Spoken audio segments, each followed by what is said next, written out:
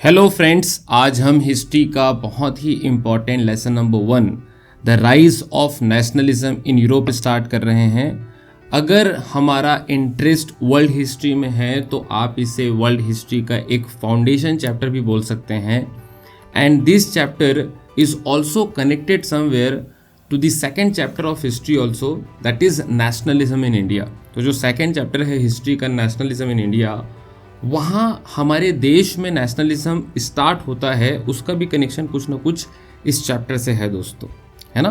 तो ये चैप्टर बहुत ही इंपॉर्टेंट होने वाला है। चलिए स्टार्ट करते हैं।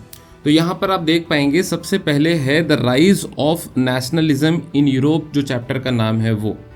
कोई भी चैप्टर जब हम स्टार्ट करते हैं तो उसका जो टाइटल होता है उस चैप्टर का, वो बहुत इंपॉर्टेंट रोल प्ले करता है। तो यहाँ पर अगर हम देखते हैं the rise of nationalism in Europe, तो जो नेशनलिज्म है वो राइज हुआ कौन से कॉन्टिनेंट में? यूरोप के कॉन्टिनेंट में दोस्तों। तो ये जो पूरा चैप्टर है वो बेस्ड होने वाला है इस कॉन्सेप्ट के ऊपर जिसका नाम है नेशनलिज्म। क्या नाम है? नेशनलिज्म, है ना।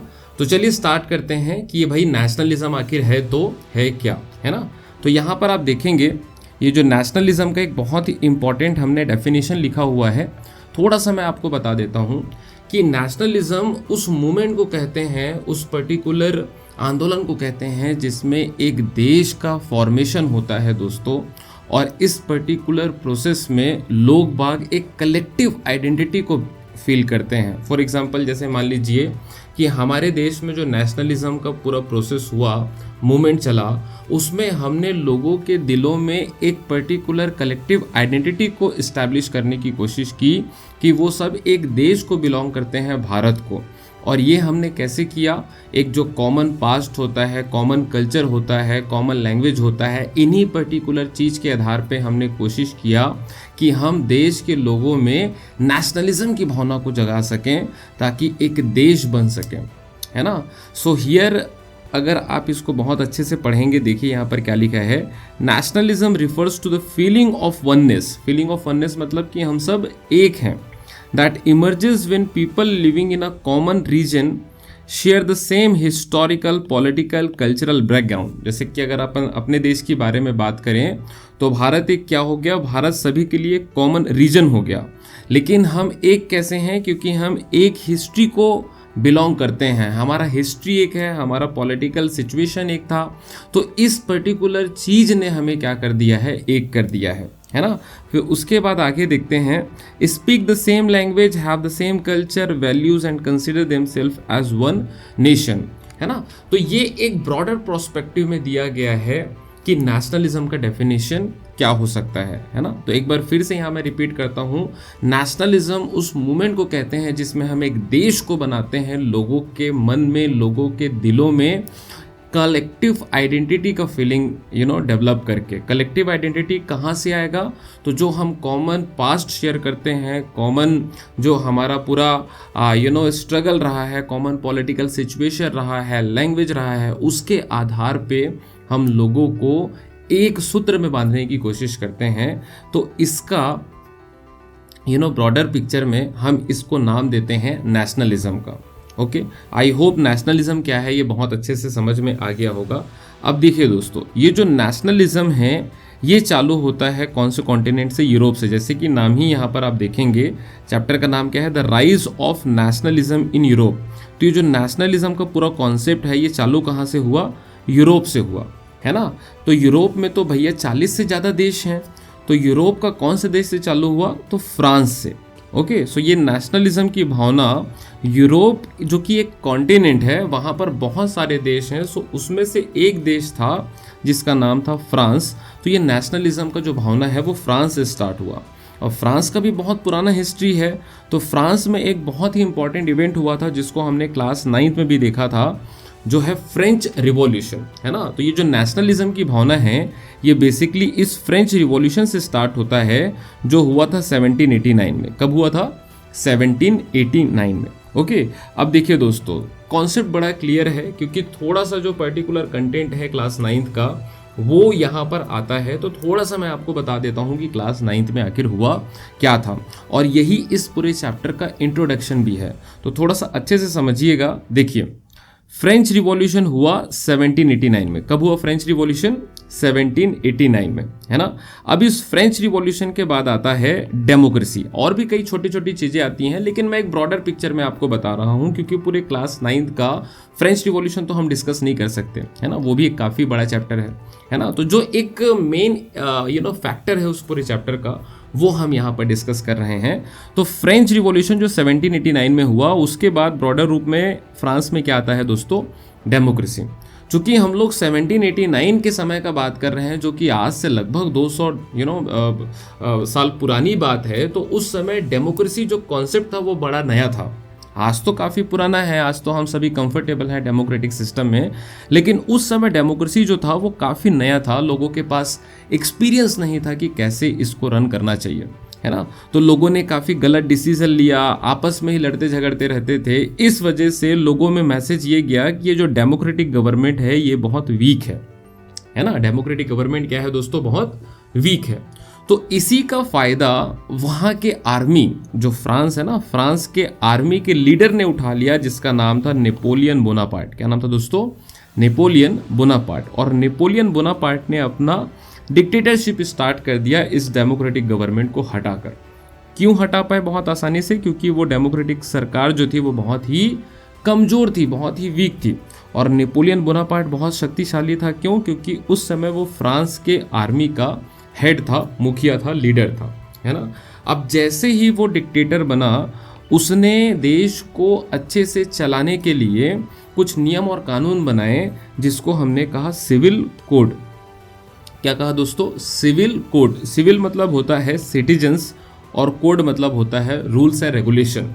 तो वो जो रूल्स एंड रेगुलेशन जो सिटीजन्स फॉलो करेंगे और देश को सिस्टमेटिक तरीके से हम चलाने की कोशिश करेंगे, है ना। तो जो इंट्रोडक्शन पार्ट है वहाँ पर ये दो चीज़ें बहुत इंपॉर्टेंट हो जाती है।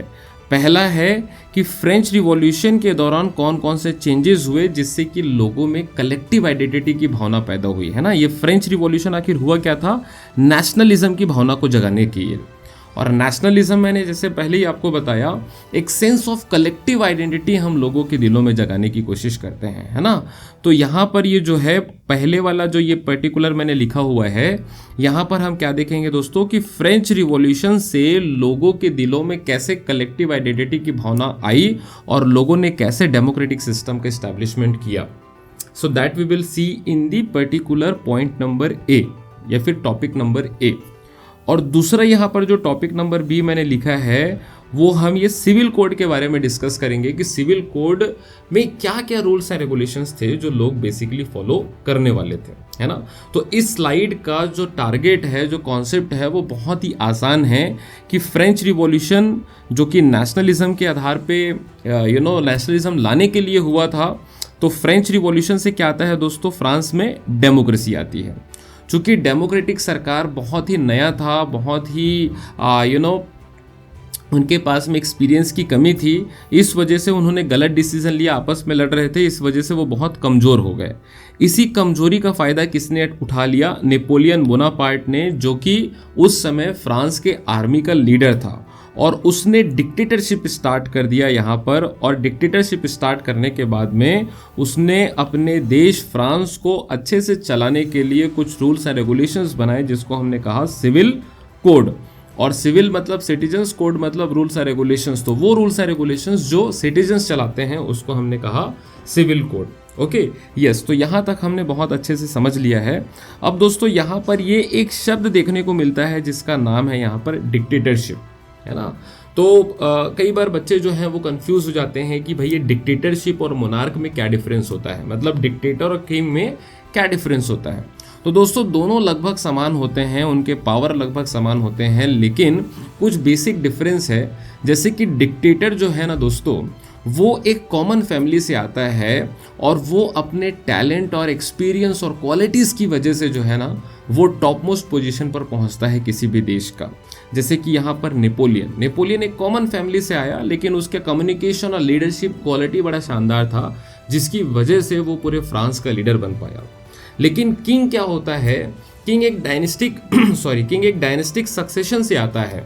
मतलब किंग के जो पापा थे वो भी किंग थे, अब उनके बेटे भी क्या बन गए, किंग बन गए। अब ये ज़रूरी नहीं है कि उनका बेटा जो है वो बहुत ही शानदार हो, उनके पास सभी क्वालिटीज़ हो, लेकिन चूंकि वो राजा के बेटे हैं इसलिए वो क्या बन जा रहे हैं, राजा बन जा रहे हैं, है ना। तो जो किंग है वो एक पर्टिकुलर रॉयल फैमिली से, डायनेस्टिक सक्सेशन से आएगा, जबकि डिक्टेटर है वो एक कॉमन फैमिली से और अपने क्वालिटीज़ और एक्सपीरियंस और टैलेंट की वजह से जो है वो पूरे देश का लीडर बन पाता है दोस्तों, है ना। तो आई होप कि डिक्टेटर और किंग में जो क्या बेसिक एक डिफरेंस होता है ये आपको बहुत अच्छे से समझ में आया होगा, है ना। तो इस स्लाइड में हमने इन सभी चीज़ों को बहुत ज़बरदस्त तरीके से देख लिया है। अगर इस स्लाइड में कोई भी कंफ्यूजन होगा तो आप बिल्कुल कमेंट सेक्शन में कमेंट करके दोस्तों पूछ सकते हैं, है ना। आगे बढ़ते हैं इसके बाद में। अब देखिए ये एक बहुत ही इंपॉर्टेंट टाइमलाइन चार्ट है और मैं रिक्वेस्ट करूंगा आप सभी से कि आप अगर इस वीडियो को देख रहे हैं बहुत अच्छे से और सीरियसली, तो आप पेन और कॉपी लेके जरूर बैठिए, एनसीईआरटी का बुक भी रख लीजिएगा बगल में, है ना। तो क्या है कि इन सभी इंपॉर्टेंट पॉइंट्स को आप अपने कॉपी में नोट डाउन करते चलिएगा दोस्तों, है ना। तो यहाँ पर आप देखिए ये पूरा जो चैप्टर है हम एक पर्टिकुलर टाइमलाइन चार्ट के अकॉर्डिंग समझेंगे, जानेंगे, है ना, जो कि स्टार्ट होता है 1789 में। जैसे मैंने ऑलरेडी इस वाले स्लाइड में बोला था कि 1789 में क्या हुआ, फ्रेंच रिवॉल्यूशन, और वहीं से पूरा जो कहानी है वो स्टार्ट होता है। तो यहाँ पर आप देखेंगे जो फ्रेंच रिवॉल्यूशन 1789 में, यहाँ से पूरा कहानी जो है वो चालू होगा और ये चलेगा दोस्तों वर्ल्ड वॉर 1 तक। यहाँ अगर मैं आपको थोड़ा जूम करके दिखाऊं तो यहाँ पर मैंने लिखा है WW1, है ना। तो WW1 क्या है, वर्ल्ड वॉर 1 है फ्रेंड्स, है ना। तो ये हम चालू करेंगे 1789 फ्रेंच रिवॉल्यूशन से और ये चलेगा हमारा WW1 वर्ल्ड वॉर 1। जानकारी के लिए बताना चाहूँगा कि वर्ल्ड वॉर 1 चालू हुआ था 1914 में, 1914, है ना। 1914 में वर्ल्ड वॉर 1 चालू हुआ था और ये चला था 1918 तक। तो हम पूरा वर्ल्ड वॉर 1 नहीं देखेंगे, हम सिर्फ ये समझेंगे कि भाई इस पर्टिकुलर चीज़ की वजह से क्या हुआ था, लास्ट में वर्ल्ड वॉर 1 हुआ था। कहानी जो है हमारा, ये जो पूरा स्टोरी है ये बड़ा ही शानदार स्टोरी होने वाला है दोस्तों। मेरा रिक्वेस्ट है कि बहुत अच्छे से इंटरेस्ट के साथ में बने रहिएगा, है ना। आप काफ़ी कुछ इसमें जानेंगे, समझेंगे। ओके, यस, स्टार्ट करते हैं। तो देखिए ये वाला जो है टाइमलाइन सबसे पहले हम स्टार्ट करते हैं। 1789 में हुआ दोस्तों फ्रेंच रिवॉल्यूशन। क्या हुआ, फ्रेंच रिवॉल्यूशन। अच्छा, एक काम ये करते हैं दोस्तों कि इस टाइमलाइन को हम स्टार्ट करने से पहले एक बेसिक छोटा सा मैं स्टोरी आपको बता देता हूं ताकि चीज़ें बहुत ही अच्छे से और क्लियर हो जाए, है ना। स्टोरी बेसिकली ये है कि फ्रांस में हुआ फ्रेंच रिवॉल्यूशन। उस फ्रेंच रिवॉल्यूशन के माध्यम से आया नेशनलिज्म की भावना और लोगों में देशभक्ति। अच्छा हाँ, यहाँ पर एक और चीज़ है कि देशभक्ति, कई बार जो बच्चे हैं वो कंफ्यूज हो जाते हैं दो शब्द में। वो क्या सोचते हैं कि ये जो पर्टिकुलर नेशनलिज्म है और पैट्रियोटिज्म है ये दोनों एक शब्द हैं, ये दोनों समान हैं, है ना। कई बार हम जब इस चैप्टर को पढ़ते हैं तो ये फीलिंग हमारे अंदर आती है कि भाई ये जो नेशनलिज्म है या पैट्रियोटिज्म है ये दोनों एक चीज़ है, और कई बार नेशनलिज्म का डेफिनेशन वो पैट्रियोटिज्म जैसा ही दे देते हैं, है ना। तो यहाँ पर दोस्तों दोनों एक हैं, सिमिलर हैं, बट दोनों में क्या है, थोड़ा सा माइनर डिफरेंस है। ओके, नेशनलिज्म और पैट्रियोटिज्म में क्या बेसिक डिफरेंस है, तो इसको समझने के लिए थोड़ा सा समझिएगा कि पैट्रियोटिज्म मतलब होता है देशभक्ति, कि हम अपने देश से प्यार कर रहे हैं, लव कर रहे हैं, रिस्पेक्ट कर रहे हैं, that is called as patriotism. लेकिन एक देश बनाने का जो पूरा मूवमेंट होता है कलेक्टिव आइडेंटिटी के आधार पे, उसको हम बोलते हैं नेशनलिज्म। क्या बोलते हैं दोस्तों, नेशनलिज्म। तो नेशनलिज्म जो है एक बहुत ही बड़ी चीज है ना, उसका एक पार्ट जो होता है उसको हम बोलते हैं पैट्रियोटिज्म। ओके, यस, नेशनलिज्म में हम एक्शन में आते हैं, जबकि आप पैट्रियोटिज्म को एक काइंड ऑफ पैसिव फॉर्मेट बोल सकते हो, है ना। तो nationalism is provoking action, where as patriotism जो है एक पैसिव फॉर्मेट है ना। आई होप कि दोनों में जो बेसिक डिफरेंस है वो आपको समझ में आ गया होगा, है ना। यस, आगे बढ़ते हैं दोस्तों। तो यहाँ पर जो है हमारा टाइमलाइन, तो टाइमलाइन को समझते हैं बहुत अच्छे से। यस, तो यहाँ पर आप देखेंगे 1789 में जो है, अच्छा एक चीज़ और है ना, ये टाइमलाइन से पहले मैं आपको बताने वाला था एक स्टोरी, कि भाई वो स्टोरी आप एक बार जान लीजिए कि इस चैप्टर का स्टोरी क्या है, उसके बाद हम इस पर्टिकुलर टाइमलाइन चार्ट को बहुत अच्छे से देखेंगे। तो स्टोरी ये था दोस्तों कि फ्रांस में हुआ फ्रेंच रिवॉल्यूशन और उसके बाद में नेशनलिज्म से लोगों में एक पर्टिकुलर वननेस का फीलिंग आया, कलेक्टिव आइडेंटिटी का फीलिंग आया और लोगों ने बना दिया एक डेमोक्रेटिक कंट्री। ओके, अब डेमोक्रेटिक कंट्री जो है वो तो फ्रांस बन गया। अभी जो नेशनलिज्म है ना, ये सिर्फ फ्रांस तक तो सीमित नहीं रहेगा, ये यूरोप के बाकी देशों में भी जाएगा। तो बाकी देश भी चाहेंगे कि हम, जैसे फ्रांस में मोनार्किक सिस्टम खत्म हुआ, राजा रानी वाला सिस्टम खत्म हुआ, वैसे ही जर्मनी में भी खत्म हो, ओके, वैसे ही इटली में खत्म हो, वैसे ही अदर देशों में भी खत्म हो। तो वहां पर होंगे रिवॉल्यूशंस। क्या होंगे दोस्तों? रिवॉल्यूशंस, है ना। तो इस नेशनलिज्म जो फ्रांस से स्टार्ट हुआ उसके आधार पे होंगे रिवॉल्यूशंस, और रिवॉल्यूशंस के आधार पे बनेंगे दोस्तों देश। क्या बनेंगे? देश। जैसे जर्मनी बनता है, इटली बनता है, और भी कई सारे देश बनते हैं, उसको हम देखेंगे इस चैप्टर में। और जैसे ही वो एक बार देश बन जाते हैं तो फिर से उनका लालच और बढ़ जाता है और वो दूसरे देशों के ऊपर कब्जा करना चालू करते हैं। जैसे इस प्रोसेस को हम कहते हैं इंपीरियलिज्म। क्या कहते हैं? इंपीरियलिज्म, है ना। देश बनने का जो प्रोसेस है उसको हमने क्या नाम दिया? नेशनलिज्म। और इसके अलावा जो देश दूसरे देश के ऊपर कब्जा करते हैं उसको हमने नाम दिया इंपीरियलिज्म। तो इंपीरियलिज्म टॉपिक भी इसमें है ना। ये देखिए इंपीरियलिज्म टॉपिक भी है इसमें, यहां पर आप देख सकते हैं, है ना। इसके बाद दोस्तों इसी इंपीरियलिज्म के चक्कर में, इसी कब्जा करने के चक्कर में लास्ट में क्या हो जाता है? World war 1। क्या हो जाता है? World war 1। तो यही एक बेसिक छोटा सा स्टोरी है इस पूरे चैप्टर का, जिसको हम लोग बहुत ही अच्छे से डिटेल में समझेंगे। एक बार फिर से, फ्रेंच रिवॉल्यूशन नेशनलिज्म के भावना के अकॉर्डिंग हुआ, है ना, और फ्रांस एक देश बना, डेमोक्रेटिक कंट्री बना।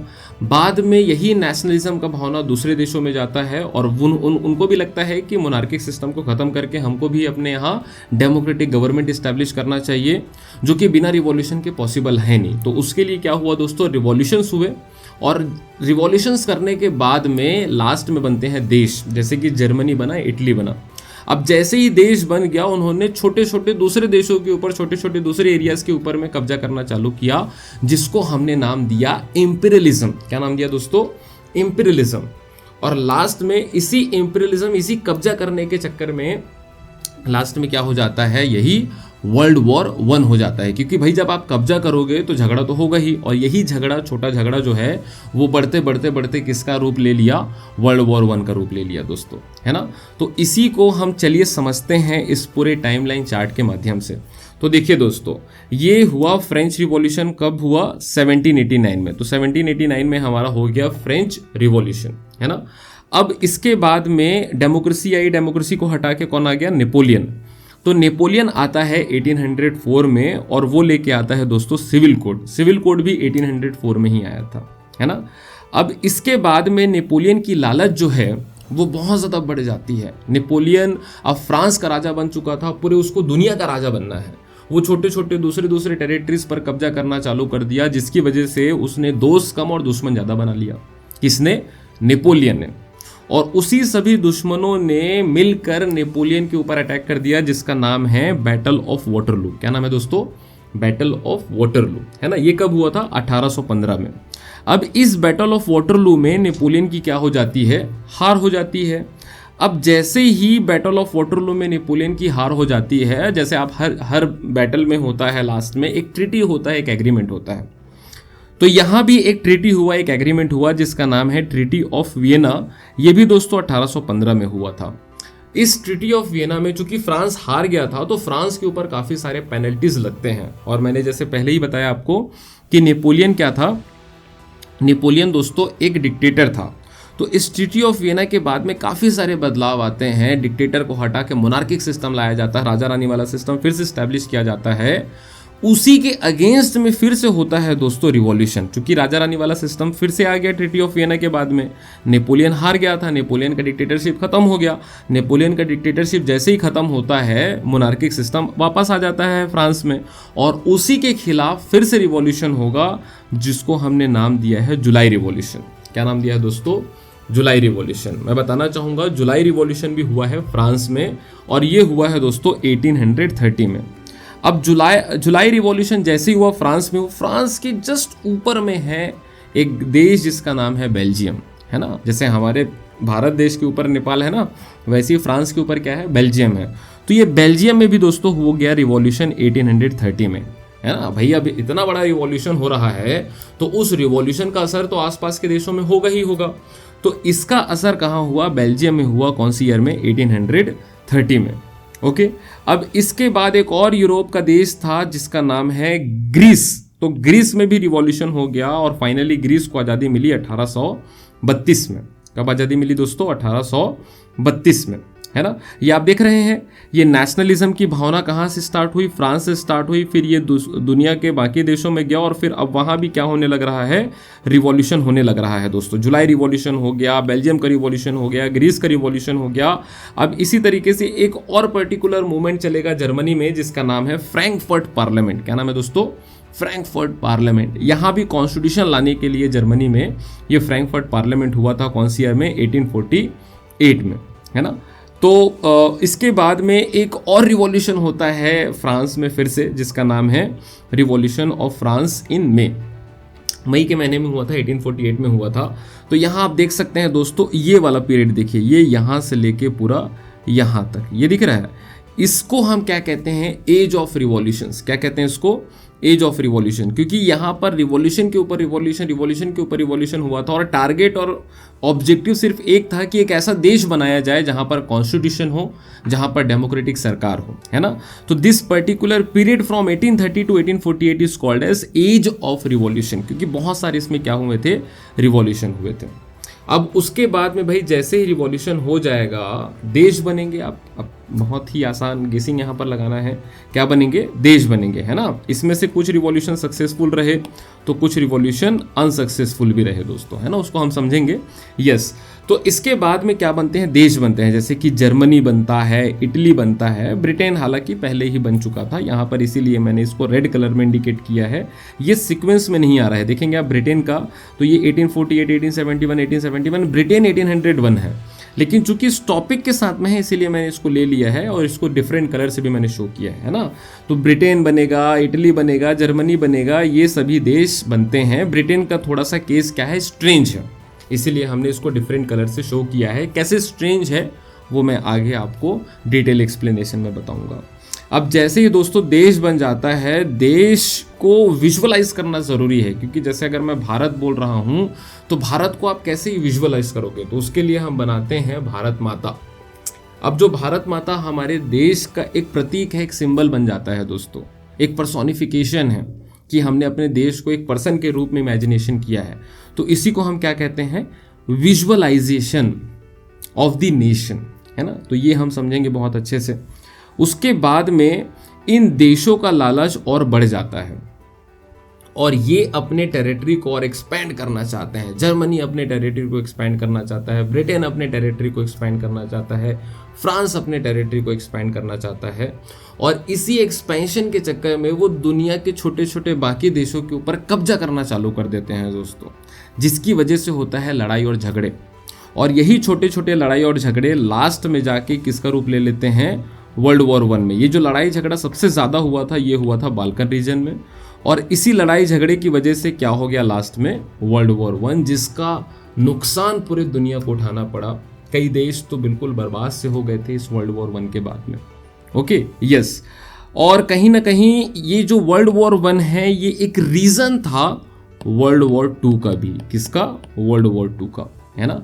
तो ये जो हिस्ट्री है ना, इसमें भी दोस्तों साइंस है। अगर आप देखेंगे तो हर एक डॉट को अगर आप मिलाते जाएंगे तो पूरा पैटर्न आप बहुत अच्छे से समझ सकते हैं, है ना। जैसे न्यूटन का एक बहुत ही यूनिवर्सल फॉर्मूला है, थ्योरी है, every action has equal and opposite reaction.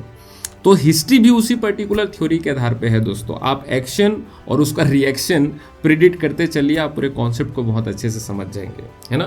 तो इस पूरे टाइमलाइन को हमने बिल्कुल 7 पार्ट्स में यहाँ पर डिवाइड किया हुआ है बहुत अच्छे से। तो जो ये पर्टिकुलर नेशनलिज्म की बात कर रहा हूँ, ये इस वाले पार्ट में देखेंगे, है ना। ये नेशनलिज्म यहाँ फ्रेंच रिवॉल्यूशन से आता है, फिर दुनिया के बाकी देशों में जाता है, फिर उसके आधार पे क्या हो जाता है? रिवॉल्यूशन। क्या हो जाता है दोस्तों? रिवॉल्यूशन। फिर जर्मनी, इटली, ब्रिटेन जैसे देश बनते हैं। फिर हम देश को विजुअलाइज करते हैं, जैसे भारत माता है, जर्मेनिया माता है, इस तरीके से, है ना। फिर उसके बाद में यहाँ पर नेशनलिज्म से क्या आता है? इंपीरियलिज्म, दूसरे देशों को कब्जा करना। और इसी इंपीरियलिज्म से क्या आएगा? वर्ल्ड वॉर 1 आएगा दोस्तों, है ना। और लास्ट में जो बोर्ड एग्जामिनेशन के सबसे इंपॉर्टेंट क्वेश्चंस हैं उनको हम बहुत ही अच्छे से डिटेल में डिस्कशन करेंगे। So this all 7 parts will be very very important, आपको बहुत अच्छे से समझना है, देखना है ना। तो चलिए दोस्तों स्टार्ट करते हैं इस चैप्टर को बहुत अच्छे से। यस, जैसे ही आप एनसीईआरटी का अपना बुक ओपन करेंगे फ्रेंड्स, आपको सबसे पहले एक इमेज दिखाई देगा। यहाँ पर आप देख सकते हैं एक काफ़ी सुंदर सा इमेज दिखाई देगा, है ना। तो सबसे पहले ये देख लेते हैं, आप यहाँ पर ऑब्जर्व करिए, है ना। कुछ अभी यहाँ पर मत देखिए, जस्ट इसमें ऑब्जर्व करिए, क्योंकि ऑब्जर्वेशन करना बहुत ज़रूरी है। इमेजेस में कई सारे डिटेल में चीज़ें होती हैं जो कई बार हम देखते हैं और स्किप कर जाते हैं, है ना। उसको बहुत अच्छे से ऑब्जर्व करना जरूरी है। तो अगर आप यहाँ पर ऑब्जर्व करेंगे तो चूंकि ये इमेज इमेजिनेशन के आधार पे बना है ना, ये रियलिटी के आधार पे नहीं है। जो पेंटर साहब थे, उन्होंने इस इमेज को अपने इमेजिनेशन के आधार पे बनाया, है ना। तो यहाँ पर आप देखेंगे उन्होंने एक पर्टिकुलर स्टैचू लिया हुआ है, यहाँ पर आप देख सकते हैं। चलिए थोड़ा डिटेल में ऑब्जर्व करते हैं कि क्या क्या चीज़ें यहाँ पर है ना। यहाँ पर आपको सबसे पहले यहाँ पर देखिए कि स्टैचू दिखाई दे रहा है, ये स्टैचू ऑफ लिबर्टी का नाम दिया गया है। इसको क्या नाम दिया गया है? Statue of liberty. अब कई बार बच्चे कंफ्यूज हो जाते हैं कि भाई ये स्टैचू ऑफ लिबर्टी यूएस वाला है क्या, अमेरिका वाला स्टैचू ऑफ लिबर्टी है क्या? तो दोस्तों अमेरिका वाला स्टैचू ऑफ लिबर्टी नहीं है, चूंकि मैंने पहले ही बताया कि ये जो पूरा पेंटिंग है ये इमेजिनेशन के आधार पे बनाया गया था, है ना। जब ये पेंटिंग बनाया गया था तो कई देश तो बने भी नहीं थे। ओके, जो पेंटर है उन्होंने सिर्फ इमेजिनेशन किया था और ये पूरी इमेज को बनाया था। तो ये ओरिजिनल स्टैचू ऑफ लिबर्टी नहीं है। अगर मैं ओरिजिनल स्टैचू ऑफ लिबर्टी आपको दिखाने की कोशिश करूं, सो this is the original statue of liberty that is situated in America. तो ये अमेरिका के स्टैचू ऑफ लिबर्टी है दोस्तों, जो आप देख सकते हैं बिल्कुल डिफरेंट है ना। तो ये इससे हमको क्या पता चलता है कि ये जो पूरा पेंटिंग है ये इमेजिनेशन के बेसिस पे बनाया गया है ना। तो यहाँ पर देखिए ये क्या है? स्टैचू ऑफ लिबर्टी है। ओके, अब इसके यहाँ पर आप देखिए, यहाँ पर बहुत से लोग जो है यहाँ से पूरा लाइन बना हुआ है, ये देखिए यहाँ से पूरा लाइन बना हुआ है, फिर ये ऐसा जा रहा है, फिर ये ऐसा आ रहा है, फिर ये इस स्टैचू ऑफ लिबर्टी को पास करते हुए फिर आगे बढ़ जा रहे हैं। तो ये काफ़ी लंबा लाइन है दोस्तों, जो बहुत दूर से आ रहा है, बहुत से लोग इसमें हैं। बेसिकली ये पूरे सभी देशों के लोग इसमें शामिल हैं, जो यहाँ पर ऐसे करके मार्चिंग करते हुए बिल्कुल जा रहे हैं, है ना। स्टैचू ऑफ लिबर्टी को रिस्पेक्ट करते हुए जा रहे हैं।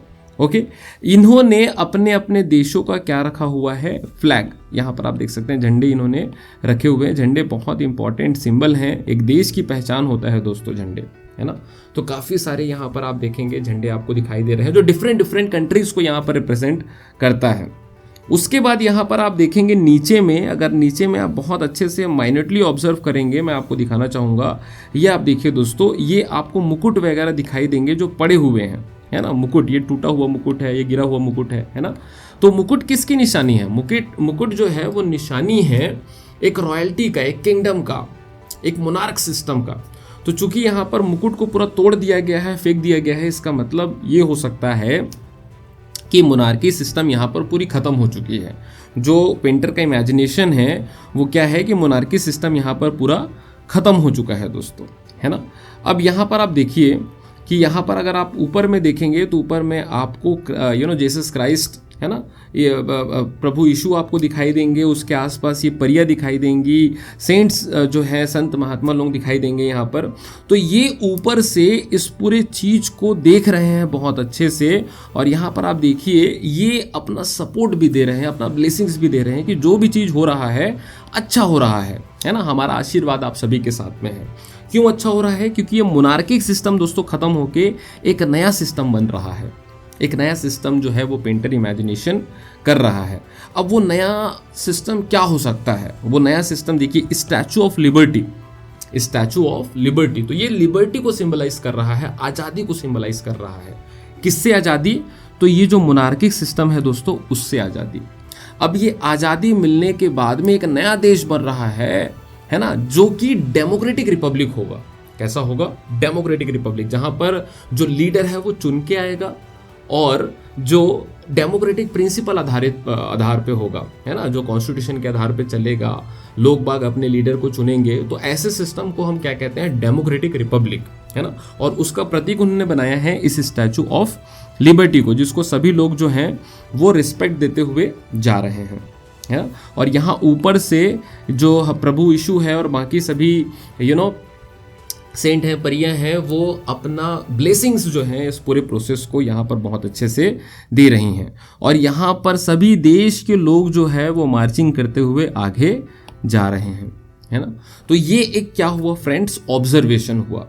अब देखते हैं कि इस पेंटिंग को किन महान पेंटर ने बनाया था। तो यहाँ पर आप देखिए, उन पेंटर का नाम है दोस्तों फ्रेडरिक सोरियो। यहाँ पर आप देख सकते हैं उन पेंटर का नाम क्या है, फ्रेडरिक सोरियो। कब बनाया था उन्होंने, तो कब बनाया था, 1848 में। ये 1 मार्क के क्वेश्चन होते हैं जो आ जाते हैं बोर्ड एग्जामिनेशन में, है ना। So who has made this painting, Frederick Sorio साहब ने इस पेंटिंग को बनाया है। और कब बनाया है, 1848 में। और इस पेंटिंग का नाम क्या है, देखिए, द ड्रीम। ड्रीम मतलब इमेजिनेशन, ड्रीम मतलब क्या है, इमेजिनेशन है। The dream of world wide democratic and social Republic. World wide मतलब ये जो लोग आ रहे हैं, ये पूरे दुनिया से लोग आ रहे हैं अपना अपना फ्लैग लेके, है ना। Yes, democratic republic, the pact between nations, a print prepared by Frederic Sorrieu, 1848। कब बनाया गया था, 1848 में बनाया गया था, है ना।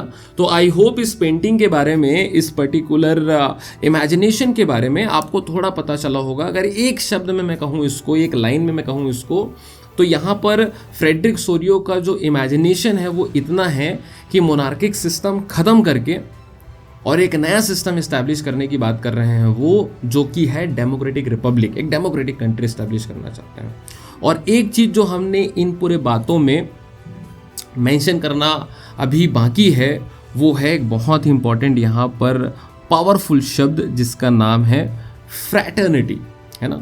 तो जो भी देश यहाँ पर हैं उनमें क्या होगा, एक भाईचारा होगा, फ्रैटर्निटी होगा, ब्रदरहुड होगा। What is the meaning of fraternity, brotherhood. तो इन सभी देशों में क्या होगा, आपस में भाईचारा होगा, ब्रदरहुड होगा, है ना। तो चूंकि ये एक ऐसा पर्टिकुलर इमेजिनेशन है जो बिल्कुल आइडियल इमेजिनेशन है दोस्तों, एक आदर्श इमेजिनेशन है ना, जिसका रियलिटी में एग्जिस्ट होना बहुत ही मुश्किल है। इसीलिए इसको हमने नाम दिया है आदर्श इमेजिनेशन, आइडियल इमेजिनेशन। और इंग्लिश में इसका एक नाम है जिसको बोलते हैं यूटोपियन इमेजिनेशन, है ना।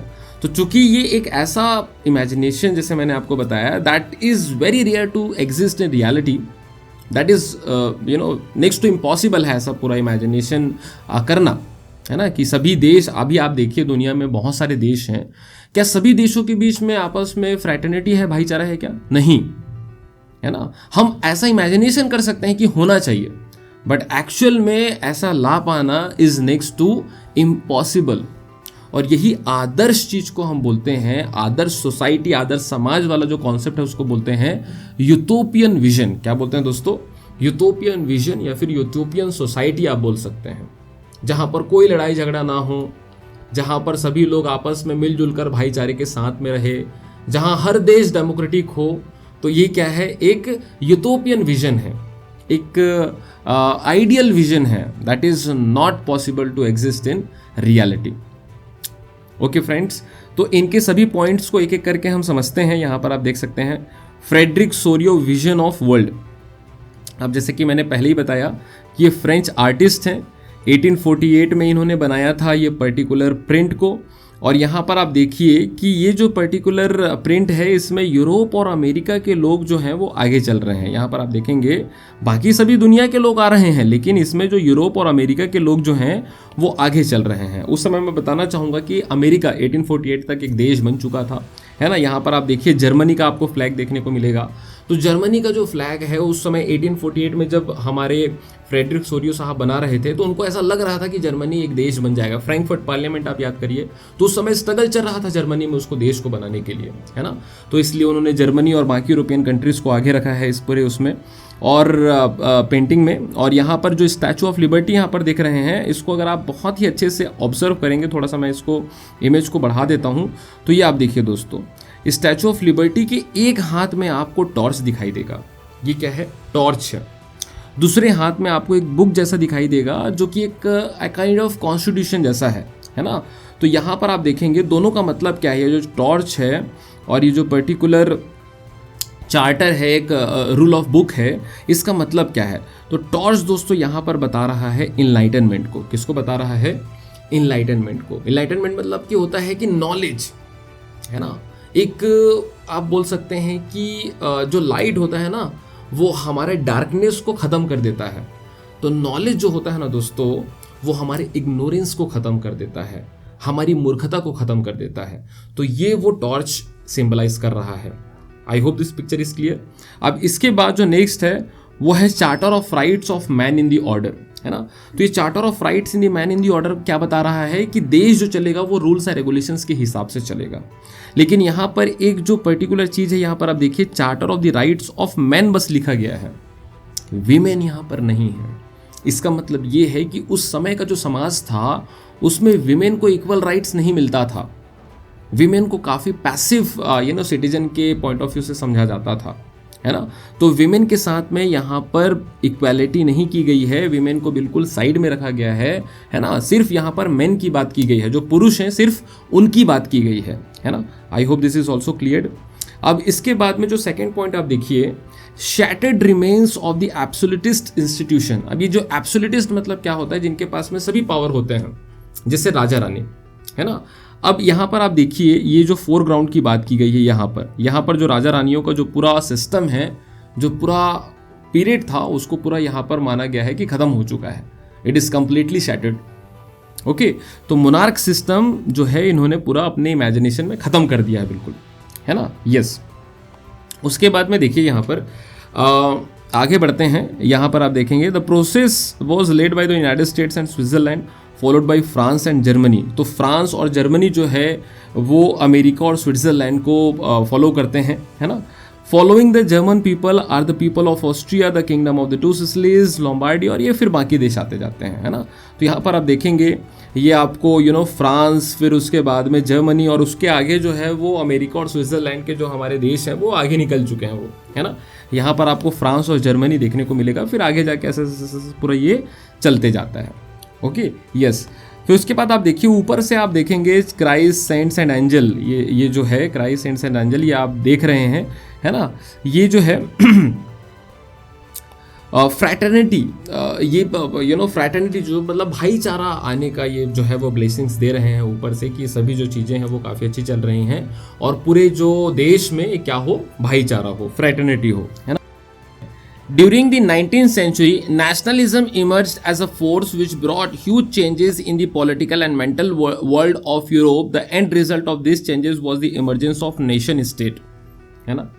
तो ये जो नेशनलिज्म की भावना आई, इसने लोगों के पॉलिटिकल और मेंटल जो पूरा सिचुएशन था ना उसमें बहुत ज़्यादा चेंजेस लेके आए, और इसका लास्ट रिजल्ट क्या था, नेशन स्टेट। तो इसका सिंपल से अगर मैं आपको बताना चाहूँ तो नेशनलिज्म से लास्ट में क्या बना, देश बना, और देश को यहाँ पर क्या बताया गया है, नेशन स्टेट बताया गया है ना।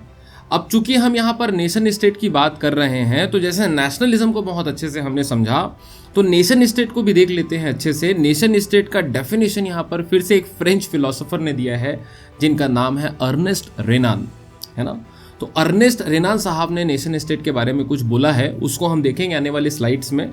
लेकिन इस पर्टिकुलर टॉपिक के ऊपर में जो क्वेश्चन बनता है उसको हम एक बार बहुत अच्छे से दोस्तों समझ लेते हैं। फॉर एग्जांपल जैसे यहाँ पर आप देखिए ये दो क्वेश्चन फ्रेडरिक सोरियो साहब के पेंटिंग के ऊपर आते हैं हमेशा। पहला जो क्वेश्चन है वो ये है, what was the idea given by print prepared by Frederic Sorio, है ना। और इसी को एक और तरीके से पूछा जाता है, what was the essence of dream of world wide democratic and social Republic. तो ये दोनों क्वेश्चन किसके आधार पे आ सकते हैं, फ्रेडरिक सोरियो साहब के पेंटिंग के आधार पे आ सकते हैं, और ये जो कंटेंट है वो आप यूज़ कर सकते हैं अपने आंसर को लिखने के लिए। Okay, yes. हालांकि डिटेल में जो क्वेश्चन आंसर है वो लास्ट वाला जो 7th पार्ट होगा उसमें हम और भी बहुत अच्छे से जो प्रीवियस ईयर के क्वेश्चंस हैं बोर्ड एग्जामिनेशन में उसको हम बहुत अच्छे से देखेंगे, है ना। यहाँ पर कुछ की टर्म्स हैं जो कि काफ़ी इंपॉर्टेंट है, 1 मार्क्स में आ सकता है। एब्सोल्यूटिस्ट, तो जैसे मैंने ऑलरेडी आपको बताया है, एब्सोल्यूटिस्ट एक सुप्रीम पावर को कहा जाता है जिसमें लीडर के पास सुप्रीम पावर होता है हर तरीके का डिसीजन लेने के लिए, और उसको कोई रोक नहीं सकता, है ना, सिवाय किसी बड़े रिवॉल्यूशन के। ओके, तो यहाँ पर आप देख सकते हैं कि लिटरली अ गवर्नमेंट और a system of rule that has no restraints मतलब कोई भी उसमें रोक नहीं है। और इसको बेसिकली जो मोनार्क वाला सिस्टम होता है, राजा रानी वाला सिस्टम होता है, उसको हम क्या कहते हैं, एब्सोल्यूटिस्ट बोलते हैं, है ना। अब यहाँ पर जो नेक्स्ट है यूटोपियन, तो यूटोपियन मतलब क्या है, a vision okay of a society that is so ideal that it is unlikely to actually exist. एक ऐसा आइडियल सिचुएशन होता है जो सुनने समझने में तो बहुत अच्छा लगता है, आइडियल होता है, बट रियलिटी में उसका होना नेक्स्ट टू इम्पॉसिबल है। जैसे फ्रेडरिक सोरियो को जो पूरा इमेजिनेशन था, है ना, वो काफ़ी यूटोपियन इमेजिनेशन था। यहाँ पर लिखा भी हुआ है, in what way do you think this print depicts a utopian vision. तो ये कैसे यूटोपियन विजन को रिफ्लेक्ट कर रहा है दोस्तों, ये मैं आपको टास्क देता हूँ, ये अच्छे से आप सोचिएगा, उसके बाद में आप कमेंट सेक्शन में कमेंट करके बताइएगा कि कैसे फ्रेडरिक सोरियो साहब का जो पेंटिंग है वो यूटोपियन विजन को शो कर रहा है, सिंबलाइज कर रहा है। गूगल में मत सर्च करिएगा, अपने थिंकिंग के आधार पे दोस्तों आप इसका आंसर करने की कोशिश करिएगा, है ना। आगे बढ़ते हैं, नेक्स्ट है summarize the attributes of a nation as Renan understand them, why in his view are nations important। Okay, जैसे मैंने आपको कहा था कि नेशनलिज्म से कौन सी भावना आई दोस्तों, नेशनलिज्म से भावना आई नेशन स्टेट की। तो इस नेशन स्टेट को किसने डिफाइन किया है, अर्नेस्ट रेनान साहब ने डिफाइन किया है। और उनके हिसाब से ये जो नेशन है वो क्यों इंपॉर्टेंट है, तो थोड़ा सा हम ये समझ लेते हैं कि अर्नेस्ट रेनान भी कहाँ के फिलोसोफर हैं, फ्रेंच फिलोसोफर हैं। इनके बारे में थोड़ा सा मैं आपको बता देता हूँ। देखिए अर्नेस्ट रेनान साहब ने ये कहा कि किसी देश को बनाने के लिए सिर्फ कल्चर, लैंग्वेज, टेरिटरी का ही होना इंपॉर्टेंट नहीं है। जो मेन चीज किसी देश को देश बनाता है वो है हिस्ट्री, लोगों का कॉमन एफर्ट, एंडेवर, और इसके अलावा जो हम सैक्रिफाइस करते हैं वो एक देश बनाता है। एक देश का होना आजादी की निशानी होती है दोस्तों, और एक देश को कभी भी दूसरे देश के ऊपर अटैक या कब्जा नहीं करना चाहिए। अगर इस पूरे दुनिया का सिर्फ एक ही मास्टर है, एक ही मालिक है, तो ये हमारे लिए बहुत ही खराब सिचुएशन होता है ना। तो लिबर्टी होना बहुत ज़रूरी है, देश होना बहुत ज़रूरी है, और एक देश दूसरे देश के ऊपर अटैक ना करे, और वो देश बने कॉमन हिस्ट्री, कॉमन एफर्ट और कॉमन सेक्रीफाइस के आधार पर। ओके, तो इन्हीं पॉइंट्स को देखते हैं कि भाई अर्नेस्ट रेनान ने आखिर लिखा क्या है ना। सॉरी, तो यहां पर आप देखिए, A nation is not formed by common language, race, religion और territory। टेरिटरी मतलब एरिया होता है दोस्तों, है ना। रेस मतलब जैसे जो कास्ट वगैरह होता है, ये सभी चीज़ें आप उसमें इंक्लूड कर सकते हैं। तो एक देश लैंग्वेज, रेस, रिलीजन और टेरिटरी के आधार पे दोस्तों नहीं बनाया जाता, बल्कि ये बनता है a nation is culmination of a long past of Endeavour, sacrifice and devotion. जो हमारा डिवोशन रहता है, सैक्रिफाइस करते हैं, जो हमारा एंडेवर एफर्ट होता है, उसके आधार पे दोस्तों देश बनता है ना। जहां पर लोगों के पास में प्लेबिसाइट, अब ये प्लेबिसाइट क्या है, प्लेबिसाइट इज अ वोटिंग दोस्तों, जहां पे लोग डिसाइड करते हैं अपने वोट के माध्यम से कि हमारा रिप्रेजेंटेटिव कौन हो, हमारा लीडर कौन हो। So this is called as plebiscite. So plebiscite is what, voting is called as plebiscite. ये जो नए नए टेक्निकल टर्म्स हैं, ये बिल्कुल आप अच्छे से याद रखेंगे, एग्जामिनेशन में 1 मार्क्स में आ सकता है दोस्तों, है ना। The existence of a nation is not only good thing but also a necessity। ज़रूरी है, सिर्फ अच्छा नहीं है, बहुत ही ज़्यादा ज़रूरी है। Okay, a nation has never any real interest in annexing or holding on to a country against its will। कोई भी एक देश दूसरे देश को बिल्कुल कब्जा नहीं करेगा उसके विल के अगेंस्ट में, उसके इच्छा के विरुद्ध, है ना। अब यहाँ पर आप देखिए, nations are important because the existence of the nation is a guarantee of liberty. कि अगर देश है तो आज़ादी है, देश है तो आज़ादी है दोस्तों, है ना। यस, कभी ये क्वेश्चन हमें उस रिफ्यूजी से पूछना चाहिए जो देश से अनफॉर्चुनेटली बाहर जाना पड़ा क्राइसिस की वजह से। जैसे आपने देखा अफगानिस्तान में जब तालिबानियों ने पूरा कब्जा कर लिया था, तो बहुत से लोगों को तालिबान को छोड़ के बाहर जाना पड़ा था। उनका कंडीशन आप कभी इमेजिन करके देखिए, है ना। तो आप आप इमेजिन कर पाएंगे कि देश कितना इंपॉर्टेंट है दोस्तों, बहुत ज़्यादा इंपॉर्टेंट है ना। आगे बढ़ते हैं। Liberty would be lost if the world had only one law and only one master. जो हमारी आज़ादी है वो छिन जाएगी, वो नहीं रहेगी अगर इस पूरी दुनिया में सिर्फ एक ही कानून हो और एक ही मास्टर हो। ओके, तो आई होप जो अर्नेस्ट रेनान साहब हैं, उनका जो पूरा फिलॉसफी है एक देश के बारे में, वो आपको बहुत अच्छे से समझ में आया होगा। इनके ऊपर भी क्वेश्चन आते हैं दोस्तों, है ना। जैसे कि एक क्वेश्चन ये है, तो आप बिल्कुल अपने कंटेंट्स को रेडी रखिएगा। जो भी क्वेश्चन आए आप अपने अपने प्रिपरेशन को इतना सॉलिड रखिएगा कि कोई भी क्वेश्चन है बहुत अच्छे से, बहुत बड़े ही सुंदरता के साथ में आप उसका आंसर दे पाए दोस्तों, है ना। यस, आगे बढ़ते हैं। नेक्स्ट, अब यहाँ से जो है हमारा बिल्कुल कॉन्सेप्ट चालू होता है। अभी तक हमने दो चीज़ें देखी हैं, एक है नेशनलिज्म और आइडियल नेशनलिज्म, आइडियल देश के बारे में इमेजिनेशन किया फ्रेडरिक सोरियो साहब ने 1848 में।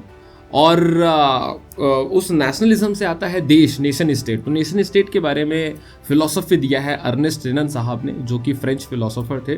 तो दोनों ही चीज़ों को हमने बहुत अच्छे से अभी तक देख लिया है दोस्तों। अब यहाँ आगे बढ़ते हैं, देखेंगे ये जो नेशनलिज्म है ना दोस्तों, जैसे मैंने आपको ऑलरेडी बताया, फ्रेंच रिवॉल्यूशन से आया है, जिसमें पावर पहले मोनार्क के पास था, फ्रेंच सिटीजन के पास में आ चुका है। फ्रेंच सिटीजन के पास में जो कि पावर आ चुका है, तो इसी को हम कहते हैं डेमोक्रेटिक सिस्टम। डेमोक्रेसी मतलब लोगों का पावर, जनता का power, that is called as democracy, है ना। Yes, people's power is called as democracy. तो यहाँ पर अब डिसीजन लेने का, कानून बनाने का जो ताकत है, जो पावर है, वो किसके पास आ चुका है? फ्रेंच सिटीजन के पास में आ चुका है ना।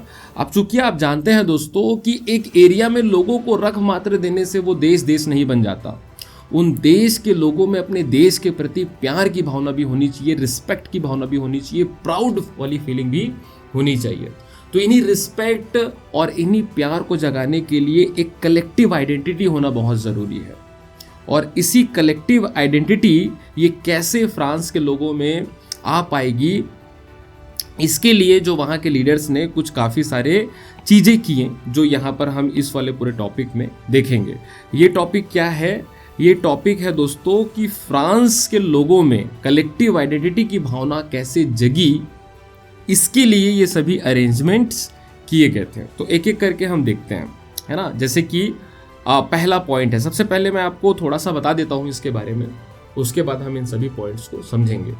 ओके, फॉर एग्जाम्पल हमारा देश भारत है।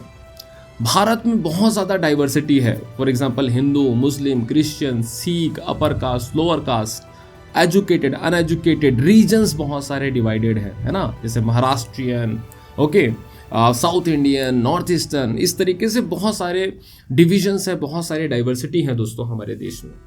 लेकिन फिर भी हम एक क्यों हैं? क्योंकि एक हमारा एक कॉन्सेप्ट है, हमारा एक विजन है कि हम इतना डाइवर्स होने के बावजूद यूनिटी है हमारे बीच में, यूनिटी इन डाइवर्सिटी।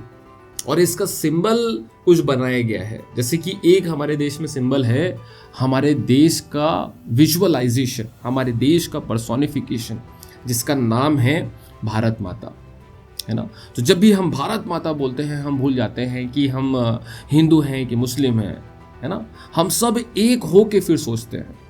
दूसरा है हमारे देश का फ्लैग, जो ट्राई कलर है, जिसके लिए हम मरने के लिए भी तैयार रहते हैं, है ना। तो ये जो फ्लैग है, ये जो पर्सोनिफिकेशन है ना, ये बहुत इंपॉर्टेंट रोल प्ले करते हैं दोस्तों देश के लोगों को जोड़ने के लिए, कलेक्टिव आइडेंटिटी इस्टेब्लिश करने के लिए। इसके अलावा सॉन्ग है, नेशनल एंथम है, these are also plays a very important role. Yes, तो इन्हीं सभी चीज़ों को यहाँ पर जो है वो करने की कोशिश की गई थी। कहाँ? फ्रांस में।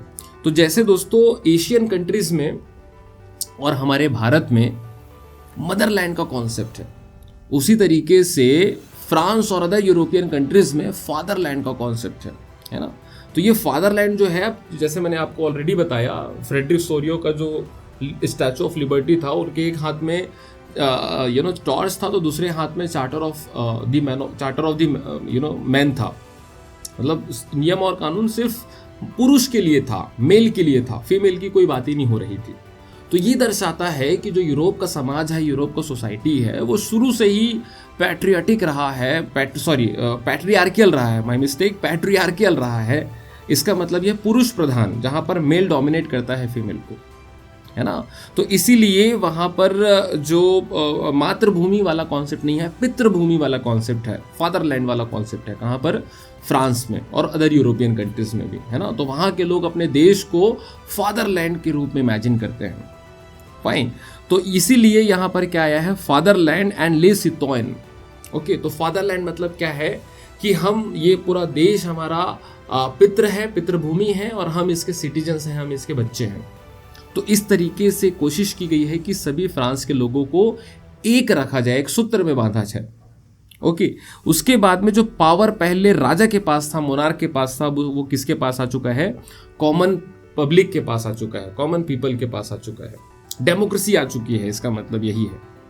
तीसरा है, पहले स्टेट जनरल हुआ करता था, क्लास 9th में आपने देखा होगा, जहां बहुत डिस्क्रिमिनेशन होता था, कोई पार्शलिटी, कोई फेयरनेस था ही नहीं।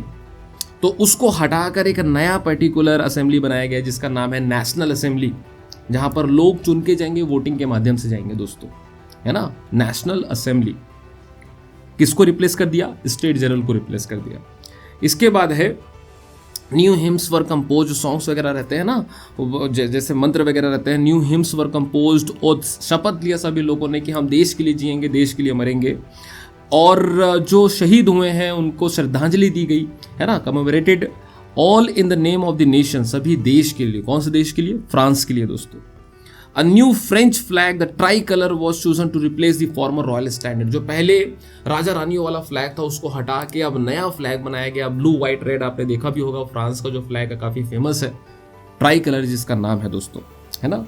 जो इंटरनल कस्टम ड्यूटीज होता था, जो देश के अंदर लगने वाले एक्स्ट्रा टैक्सेस होते थे, उन सभी को क्या कर दिया गया? खत्म कर दिया गया। Uniform system of weights and measurement को लाया गया, क्योंकि उस समय फ्रांस काफ़ी एरियाज में डिवाइडेड था, हर जगह अलग अलग टाइप के करेंसीज, अलग अलग टाइप का मेजरमेंट यूनिट चलता था, जिससे कि कॉम्प्लेक्सिटी बहुत आ जाती थी।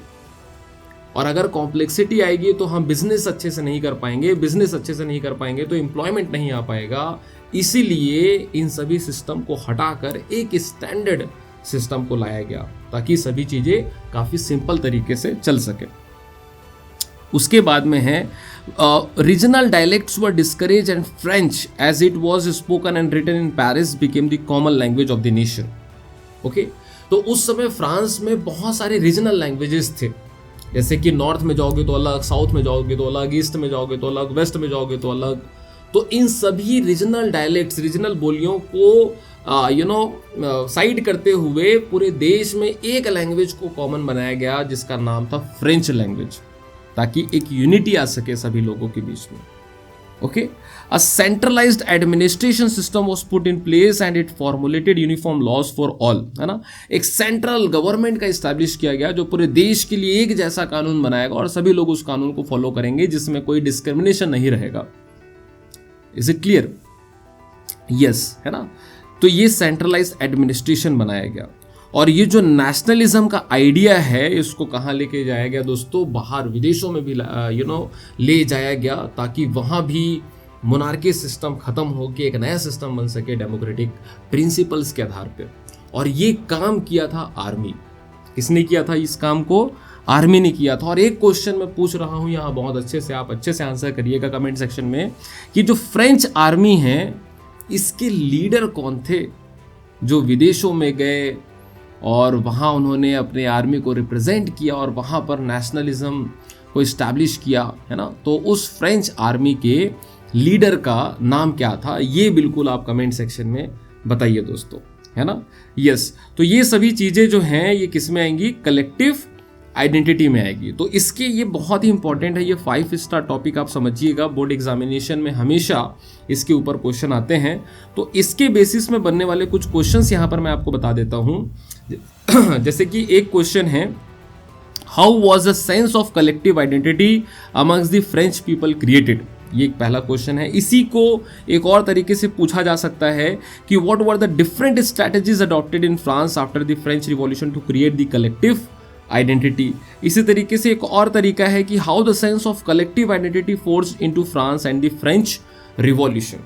तो इस तरीके से दोस्तों डिफरेंट तरीके से आपसे क्वेश्चन पूछा जा सकता है, लेकिन आंसर होगा सेम।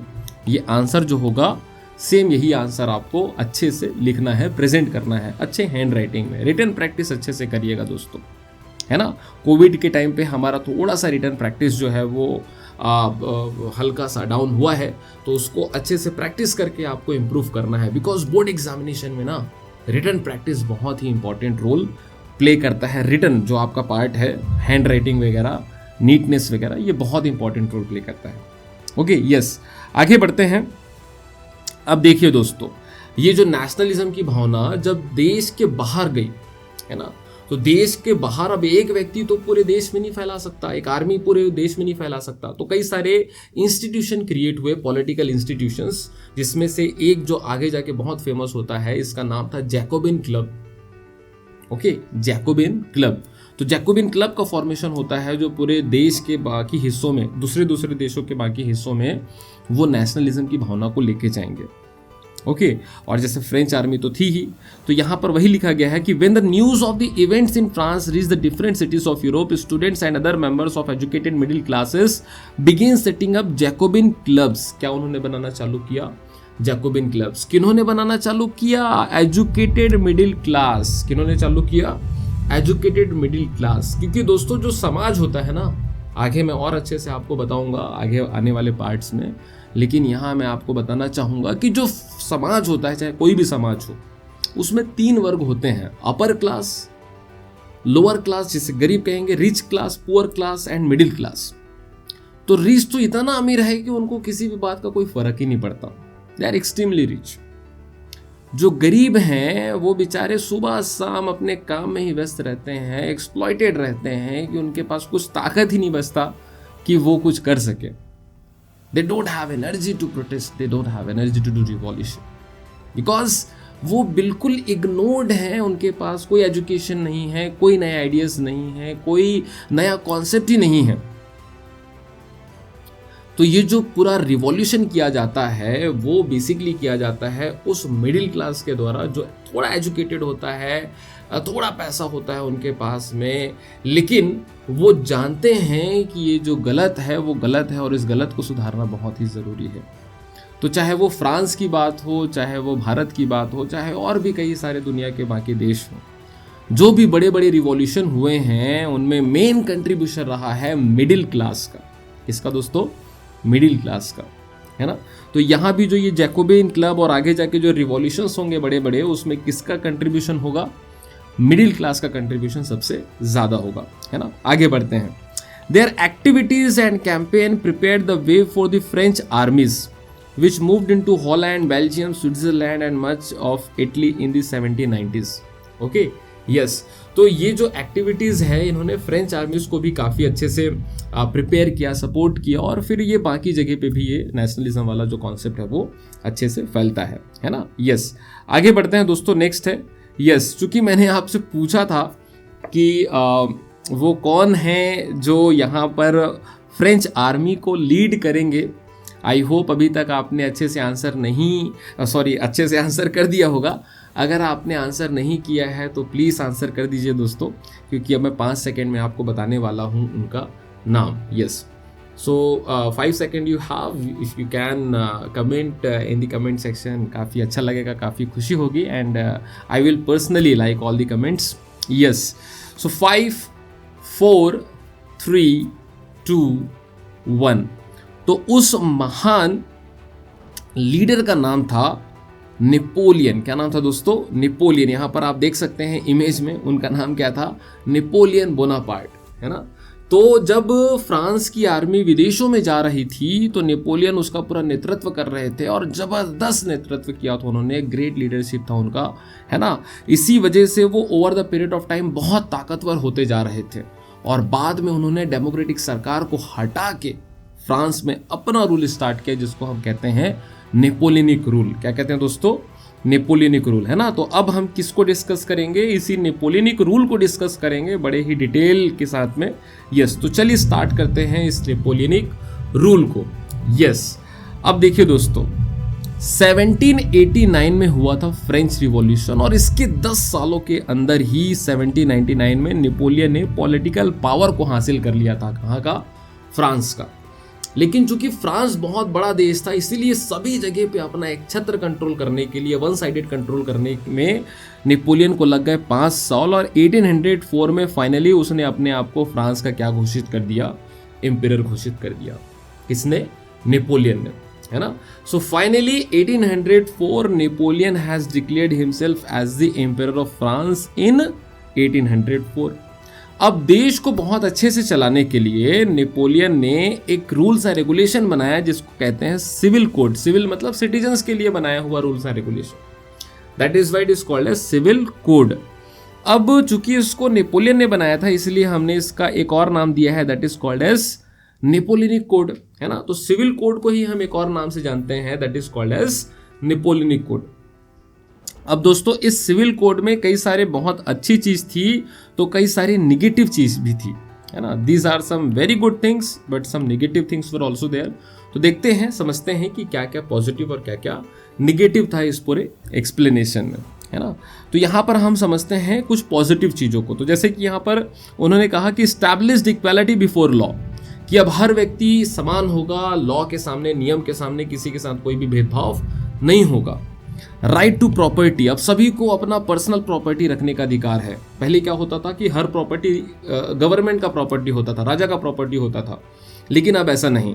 अब जो कॉमन इंसान है, आम आदमी है, वो अपना प्राइवेट प्रॉपर्टी रख सकता है, अपना खुद का घर बना सकता है दोस्तों। That is called as private property. बहुत ही जबरदस्त इन्होंने ये रिफॉर्म लाए थे। Then the next one is feudal system was abolished. Feudal system, अब दोस्तों ये जो फ्यूडल सिस्टम है, इसमें होता क्या था थोड़ा मैं बताना चाहूंगा आपको बहुत अच्छे से, है ना। एक राजा पूरे देश को बहुत अच्छे से कंट्रोल कर सकता है, बशर्ते कि उसके पास में हेल्पिंग हैंड्स हो, उसके पास में सपोर्टिंग सिस्टम हो। तो ये जो फ्यूडल लॉर्ड्स होते थे, सामंत होते थे, ये राजा के सपोर्टिंग सिस्टम होते थे। अब राजा हर व्यक्ति के पास जाके तो टैक्स का कलेक्शन नहीं कर सकता, तो वो इन सामंतों को बैठा देते थे, फ्यूडल लॉर्ड्स को बैठा देते थे, जो लोगों से टैक्स वसूलते थे, कलेक्शन करते थे और राजा को देते थे। लेकिन ये फ्यूडल लॉर्ड्स भी बहुत ही बदमाश किस्म के थे। अब ये क्या करते थे कि लोगों से वसूलते थे ज़्यादा और राजा को देते थे कम, और सभी पैसे को खुद ही रख लेते थे। तो ये जैसे फॉर एग्जाम्पल राजा बोल रहा है कि उनसे 20 रुपये वसूलो, तो ये उनसे वसूलते थे 60 रुपये, बाकी का 40 खुद रख लिए और 20 रुपये सिर्फ किसको दिए? राजा को दिए। तो ये जो सामंत लोग थे, उन्होंने लोगों का बड़ा ज़बरदस्त तरीके से एक्सप्लॉयटेशन किया दोस्तों, हम इमेजिन नहीं कर सकते। और लोग बाग बहुत परेशान थे, इन फ्यूडल लॉर्ड्स थे। तो अंतिम रूप में जब नेपोलियन आया तो उसको ये पता था सभी चीज़ें, तो उसने क्या कर दिया, इस पूरे फ्यूडल सिस्टम को क्या कर दिया दोस्तों, खत्म कर दिया। अब ये फ्यूडल सिस्टम रहेगा ही नहीं, लोगों के ऊपर अब कोई एक्सप्लॉयटेशन नहीं होगा। आ रहे समझ में? तो आई होप आपको समझ में आया होगा कि इस फ्यूडल सिस्टम को खत्म करना कितना जरूरी था। ओके, आगे बढ़ते हैं फ्रेंड्स। नेक्स्ट है freed peasants from serfdom and manorial dues. Freed peasants from serfdom and manorial dues. Peasant मतलब किसान, है ना। अब ये जो फ्यूडल में ना क्या होता था, बड़े बड़े जमींदार लोग आते थे, तो इसी तरीके से यहाँ पर जो peasants from serfdom and manorial dues, तो जो गरीब किसान होता था उसको दोस्तों अपनी किसानी के लिए उसको पैसे तो चाहिए, है ना भाई। अब गरीब किसान कहाँ से लेके आएगा पैसा, तो उसको पैसे चाहिए। अब पैसे आएंगे कहाँ से, तो यही ये जो पीजेंट्स थे, ये जो अमीर लोग होते थे ना, जो जमींदार होते थे, जो फ्यूडल लॉर्ड्स होते थे, उनसे ही ले लेते थे पैसे ये। अब ये भी दे देते थे इनको पैसे, है ना, पता तो है, और बहुत ही हाई इंटरेस्ट रेट पे देते थे, बहुत ही महंगे ब्याज रेट पे देते थे। अब ये पीजेंट बेचारे ले तो लेते थे, लेकिन लेने के बाद में फंस जाते थे, क्योंकि ये उनके पैसों को, उनके इंटरेस्ट को, उनके ब्याज को पे नहीं कर पाते थे। अब जब वो ब्याज को पे नहीं कर पा रहे हैं, तो उनका जो कर्ज है, उनका जो लोन है, वो बढ़ता जा रहा है, बढ़ता जा रहा है, बढ़ता जा रहा है। और एक समय ऐसा आता था कि वो बिल्कुल सरेंडर कर देते थे कि भैया अब हम नहीं कर पाएंगे, अब हम ब्याज पे नहीं कर पाएंगे, सर आप जो करना चाहते हैं कर लीजिए। तो जो ये पर्टिकुलर अमीर लोग होते थे, ये कहते थे किसानों को कि भैया अब तुम अगर ब्याज हमारा नहीं पे कर पा रहे हो, तो अब आओ हमारे ज़मीन पर आप काम करो, सुबह शाम काम करो, रिटर्न में आपको कुछ नहीं मिलेगा, सिर्फ खाने के लिए भोजन मिलेगा बस। तो हो गई नहीं एक तरीके की गुलामी, है ना। तो ये जो सर्फ मतलब होता है ना दोस्तों, सर्फ मतलब कि गुलामी होता है एक काइंड ऑफ। और ये गुलामी में कौन फंस गए थे? ये किसान लोग फंस गए थे। किसके चक्कर में? अपने ऋण के चक्कर में, अपने लोन के चक्कर में। लोन को यहां पर क्या कहा गया है? ड्यूज, कर्ज, है ना। तो ये जो नेपोलियन है वो आया तो किसानों को आजाद कर दिया, किससे? इस गुलामी से और इस लोन से। ये भी बड़ी शानदार चीज थी जो नेपोलियन ने किया था, है ना। Once again I am telling, Napoleon ने किसानों को गुलामी से और लोन वाले पूरे चक्कर से, प्रोसेस से आजाद कर दिया। Okay, yes, I hope this fourth point is also clear. Fifth point है दोस्तों, गिल्ड रिस्ट्रिक्शंस फॉर रिमूव्ड। किसको उन्होंने हटा दिया? गिल्ड रिस्ट्रिक्शंस को। अब गिल्ड क्या होता है? Business group. क्या होता है दोस्तों? बिजनेस ग्रुप, है ना। तो पहले राजा रानी वाला जो सिस्टम था, मोनार्क सिस्टम था, उसमें गिल्ड जो होते थे ना, बिजनेस ग्रुप, उसमें कई सारे रिस्ट्रिक्शन लगाए जाते थे ताकि वो बिजनेसमैन ऊपर ना जा सके।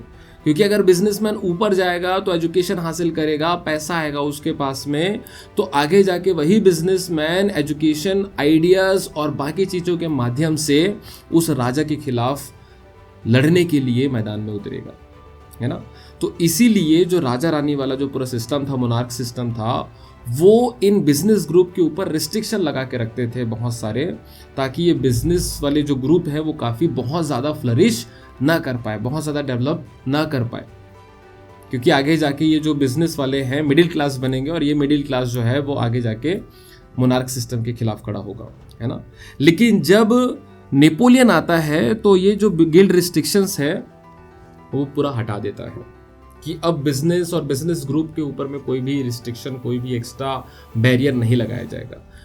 तो फ्रेंड्स, इस गिल्ड रिस्ट्रिक्शंस को हटाना बहुत ही ज़रूरी था। जैसे आज आप देखेंगे हमारे देश में अगर गुजरात है, हमारे देश में अगर महाराष्ट्र है, ये काफ़ी आगे निकले। क्यों? क्योंकि इन्होंने बिजनेस को बहुत इंपॉर्टेंस दिया, इन्होंने ट्रेड को बहुत इंपॉर्टेंस दिया।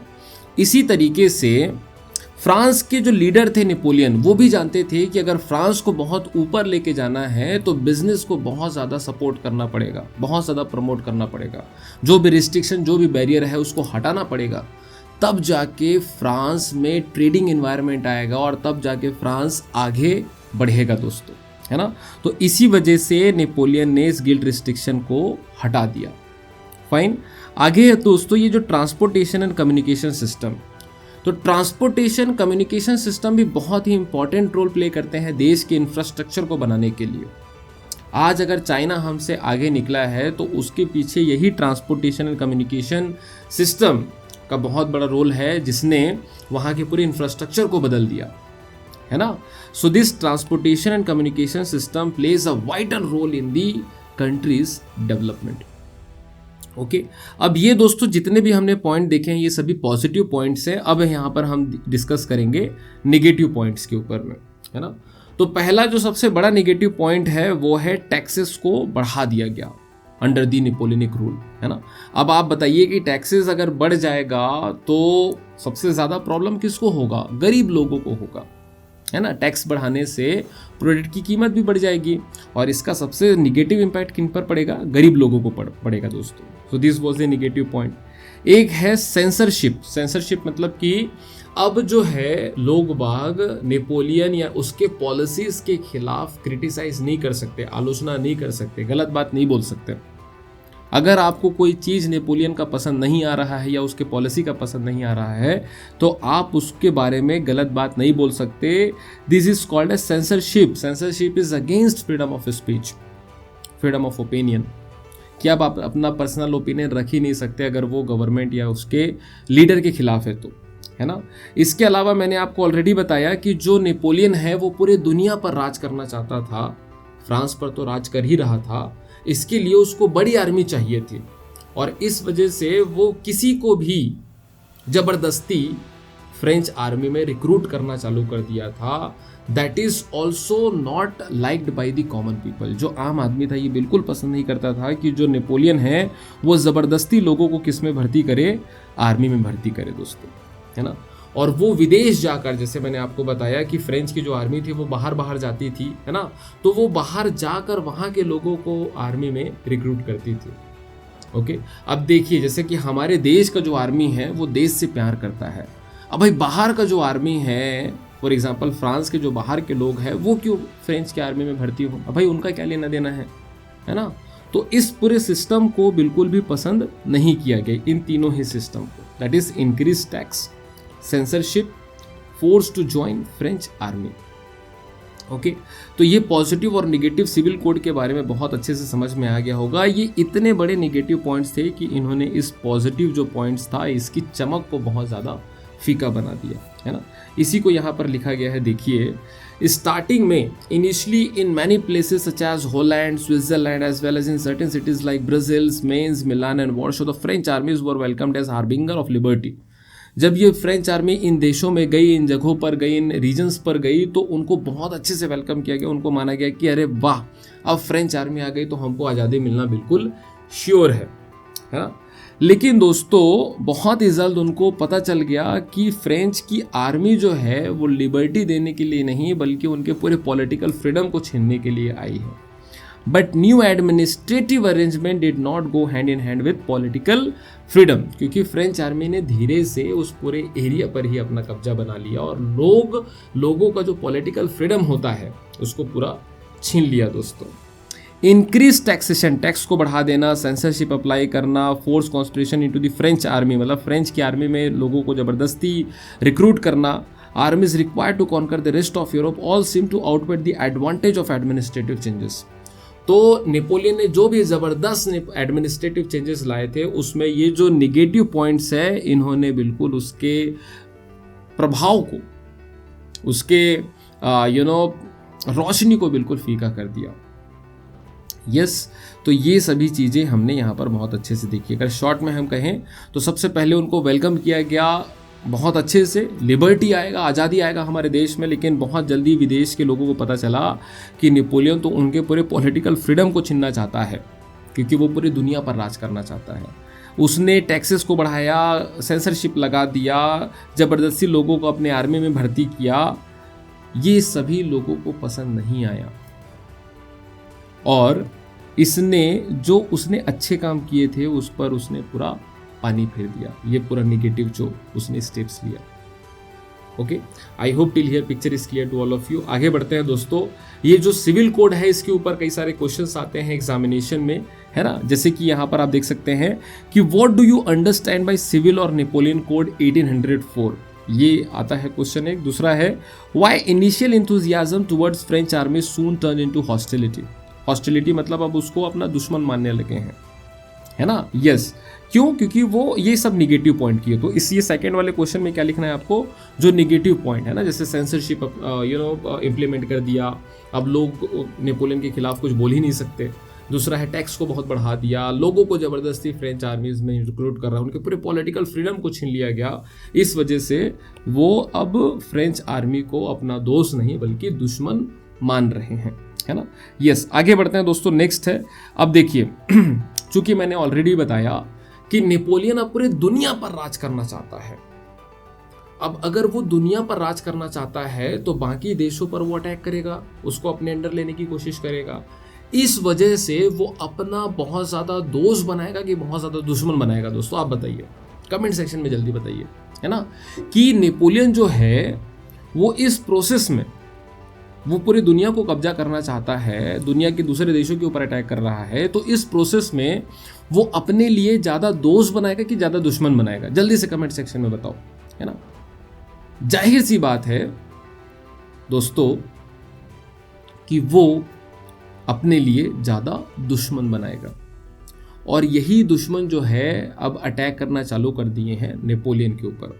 और ऐसा ही एक अटैक हुआ था 1813 में नेपोलियन के खिलाफ, और इसको हम कहते हैं बैटल ऑफ लिप्जिग। क्या कहते हैं दोस्तों? Battle of Leipzig. ये 1 मार्क में पूछा जा सकता है बोर्ड एग्जामिनेशन में कि बैटल ऑफ लिप्जिग कब हुआ 1813 में। किसकी हार हुई? नेपोलियन की हार हुई दोस्तों।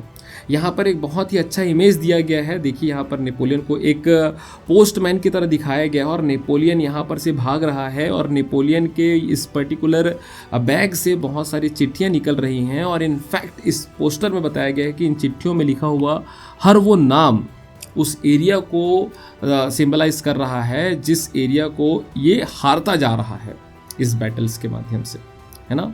तो अब देखिए नेपोलियन जो है अपने रीजन्स को हारता जा रहा है, इस पिक्चर के माध्यम से बताया गया है। और इससे भी जो है दोस्तों बड़ा बैटल हुआ था, बैटल ऑफ वाटरलू। क्या हुआ था दोस्तों? बैटल ऑफ वाटरलू, जिसमें नेपोलियन का पूरा सत्ता ही खत्म हो गया था। इसमें तो नेपोलियन ने कुछ एरियाज को हारा, जिसको यहाँ पर लिखा गया है, देखिए यहाँ पर है ना, इन एरियाज को हारा नेपोलियन। लेकिन यहाँ पर जो है इस वाले वॉर में, इस वाले बैटल में नेपोलियन ने अपना पूरा सत्ता ही गंवा बैठा। हालांकि जान नहीं गया था, सत्ता उसका पूरा चला गया, उसका पूरा गवर्नमेंट जो है यहाँ पर समाप्त हो जाता है ना। इस बैटल का नाम है battle of Waterloo that took place in 1815। 1815 में ये बैटल ऑफ वाटरलू हुआ था, है ना, जिसमें एक साइड में आप देखेंगे फ्रांस है जो रिप्रेजेंट कर रहा है नेपोलियन, ओके यस, और दूसरी तरफ है ग्रुप ऑफ कंट्रीज जिसको हमने यहाँ पर ब्रैप के नाम से डिनोट किया हुआ है। BRAP stands for B for Britain, R for Russia, A for Austria and P for Prussia. अब ये चार के चार देश हैं जो बिल्कुल नेपोलियन का जो एक्सपेंशन हो रहा है उसे बिल्कुल भी खुश नहीं थे, है ना। तो इस वजह से दोस्तों इनको डर था कि आगे जाके नेपोलियन जो है वो इन पर भी कब्जा कर लेगा। इस वजह से ये चारों मिले और इन्होंने मिलकर जो है वो नेपोलियन के ऊपर अटैक कर दिया, कलेक्टिव अटैक, ओके 4 वर्सेस 1। एक तरफ अकेले नेपोलियन, दूसरी तरफ ये चार चार देश, है ना। तो चार देशों ने मिलकर जो है वो फाइनली बैटल ऑफ वाटरलू में नेपोलियन को हमेशा हमेशा के लिए हरा दिया दोस्तों। और ये फ्रांस की हार हो जाती है, और ये जो ग्रुप ऑफ कंट्रीज हैं Britain, Russia, Austria and Prussia, इसकी क्या हो जाती है? जीत हो जाती है दोस्तों। तो ये जो बैटल ऑफ वाटरलू हुआ है ये 2 रीजन की वजह से हुआ है। एक तो फ्रांस के नेपोलियन का एक्सपेंशन, अंतहीन लालच, एक्सपेंशन, और दूसरा है ये चारों के चारों देश मोनार्क कंट्रीज थे। ब्रिटेन जिसको ब्रिटिश एम्पायर कहते हैं, Russian empire, Austrian empire, Prussian empire, तो ये सभी क्या थे? राजा रानी वाला सिस्टम था। जबकि नेपोलियन राजा नहीं था, वो डिक्टेटर था दोस्तों। So it was monarchic system and that was dictatorship. तो इस वजह से भी ये पर्टिकुलर बैटल ऑफ वाटरलू हुआ, क्योंकि ये चारों देश मिलकर फ्रांस में भी क्या लाना चाहते थे? मोनार्किक सिस्टम को ही लाना चाहते थे। अंडरस्टूड? सो ये जो बैटल ऑफ वाटरलू हुआ, अब हर बैटल के बाद में आप जानते हैं एक ट्रीटी होता है, एक एग्रीमेंट होता है। तो इसी तरीके से इस बैटल के बाद में जो ट्रीटी हुआ उसका नाम था ट्रीटी ऑफ वियना। क्या हुआ दोस्तों? ट्रीटी ऑफ वियना, है ना। तो अब हम आगे देखेंगे, आगे पढ़ेंगे ट्रीटी ऑफ वियना के बारे में। किसके बारे में देखेंगे दोस्तों? ट्रीटी ऑफ वियना, जो कि हुआ था 1815 में ही। जिस साल बैटल ऑफ वाटरलू हुआ था उसी साल ये हुआ था ट्रीटी ऑफ वियना भी, है ना। अब इसको हम बहुत अच्छे से समझेंगे, लेकिन छोटा सा मैं एक आपको अभी तक का रिकैप बता देता हूँ। देखिए अभी तक हमने क्या क्या समझा है। फ्रांस से हुआ फ्रेंच रिवॉल्यूशन, जिसमें नेशनलिज्म की भावना हुई, लोगों के बीच में कलेक्टिव आइडेंटिटी स्टैब्लिश किया गया। और इस फ्रेंच रिवॉल्यूशन के बाद आता है डेमोक्रेसी। डेमोक्रेसी जो है वो बहुत ही वीक था, है ना, कमज़ोर था, क्योंकि एक्सपीरियंस नहीं था उनके पास में। और इस वजह से नेपोलियन ने उस डेमोक्रेसी को बहुत आसानी से हटा के अपना जो है वो पूरा रूल स्टार्ट कर दिया, जिसको हम बोलते हैं नेपोलियनिक रूल। लेकिन समय के साथ में कहावत भी है कि पद और पैसा अच्छे अच्छे इंसान को अंधा बना देता है, तो उसी तरीके से उसने अंधा बना दिया नेपोलियन को। अब नेपोलियन जो है वो पूरी दुनिया पर राज करना चाहता है। फ्रांस के बाद पूरे यूरोप पर राज करना चाहता है, और यूरोप के बाद में पूरी दुनिया पर राज करना चाहता है दोस्तों, जिसकी वजह से वो दुनिया के बाकी देशों पर कब्जा करना चालू कर देता है। और इसी वजह से वो बैठा उसके बहुत सारे दुश्मन बन जाते हैं। और इन्हीं सभी दुश्मनों ने नेपोलियन के ऊपर अटैक कर दिया 1815 में, जिसमें नेपोलियन का जो रूल था, जो सत्ता था, वो हमेशा हमेशा के लिए समाप्त हो जाता है। और इसके बाद एक ट्रीटी होती है फ्रांस और ब्रैप के बीच में, जिसको हम बोलते हैं ट्रीटी ऑफ वियना। तो ये ट्रीटी ऑफ वियना हम डिस्कस करेंगे। मीनवाइल मैं नेपोलियन के बारे में बताना चाहता हूँ कि नेपोलियन इस लड़ाई को हारने के बाद वहाँ से भाग गया था जान बचाकर अपना, और चले गया था सेंट हेलेना आइलैंड में, और वहाँ पर उसकी फाइनली डेथ होगी 1821 में, है ना। तो याद रखिएगा बैटल ऑफ वाटरलू में नेपोलियन हारा तो जरूर था, लेकिन मौत नहीं हुई थी उसकी। वो भाग के कहाँ चले जाएगा? Saint Helena island. कहाँ चले जाएगा? सेंट हेलेना आइलैंड ना, ये ए है, सेंट हेलेना आइलैंड। और इसकी फाइनली डेथ कब होगी? 1821 में। इसको नोट कर लीजिएगा दोस्तों। ओके यस, आगे बढ़ते हैं। अब देखेंगे हम लोग ट्रीटी ऑफ वियना के बारे में। किसके बारे में? ट्रीटी ऑफ वियना, जो हुआ है 1815 में, है ना। अब देखिए ट्रीटी ऑफ वियना को समझने से पहले थोड़ा सा मैं इसका कॉन्सेप्ट बता देता हूँ आपको क्या है। ट्रीटी ऑफ वियना अब यहाँ पर आप देखिए ये सभी मोनार्किक कंट्रीज हैं और ये अकेला डिक्टेटरशिप वाला कंट्री है। तो चूंकि ये जीते हैं और ये हारा है, तो जाहिर सी बात है आप ये बताइए कि यहाँ पर दोस्तों ट्रीटी ऑफ वियना के बाद में ये फ्रांस में इस डिक्टेटरशिप को ही कंटिन्यू करना चाहेंगे कि मोनार्किक सिस्टम को कंटिन्यू करना चाहेंगे? तो इसका सिंपल सा आंसर है कि वो किसको सिस्टम को कंटिन्यू करना चाहेंगे? मोनार्किक सिस्टम को, है ना। तो फ्रांस में इस पूरे नेपोलियनिक पीरियड के बाद में डिक्टेटरशिप वापस आएगा कि मोनार्किक सिस्टम वापस आएगा? तो आंसर है मोनार्किक सिस्टम वापस आएगा। कौन सा सिस्टम? मोनार्किक, क्योंकि ये चारों देश खुद क्या है? मोनार्किक सिस्टम है।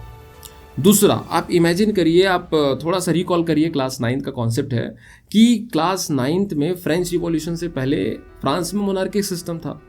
तो वो मोनार्किक सिस्टम, राजा रानी वाला सिस्टम में फैमिली कौन सी थी, है ना? तो फैमिली थी दोस्तों, कमेंट सेक्शन में बताइए। यस, कमेंट करके जल्दी से बताइए क्या थी फैमिली का नाम। पॉज कर दीजिए वीडियो को और फिर बताइए। यस, मैं यहाँ पर बता रहा हूँ। ओके, यस, तो फैमिली का नाम था बोर्बन फैमिली। क्या नाम था दोस्तों? बोर्बन फैमिली, है ना। तो ये जो बोर्बन फैमिली है ये फिर से वापस आ जाएगा कहाँ पर? फ्रांस में, है ना। तो पहला पॉइंट क्या हुआ? ट्रीटी ऑफ वियना का पहला पॉइंट क्या हुआ? सिर्फ आपको कॉमन सेंस लगाना है और आपके सभी पॉइंट्स ऑटोमेटिकली आते चले जाएंगे, है ना। तो ट्रीटी ऑफ वियना का पहला पॉइंट क्या हो जाएगा कि ये जो मोनार्किक सिस्टम है ये फ्रांस में वापस आएगा। और दूसरा है कि बोर्बन डायनेस्टी फिर से रिस्टोर हो जाएगी कहाँ पर? फ्रांस में। 2 पॉइंट आ गए समझ में।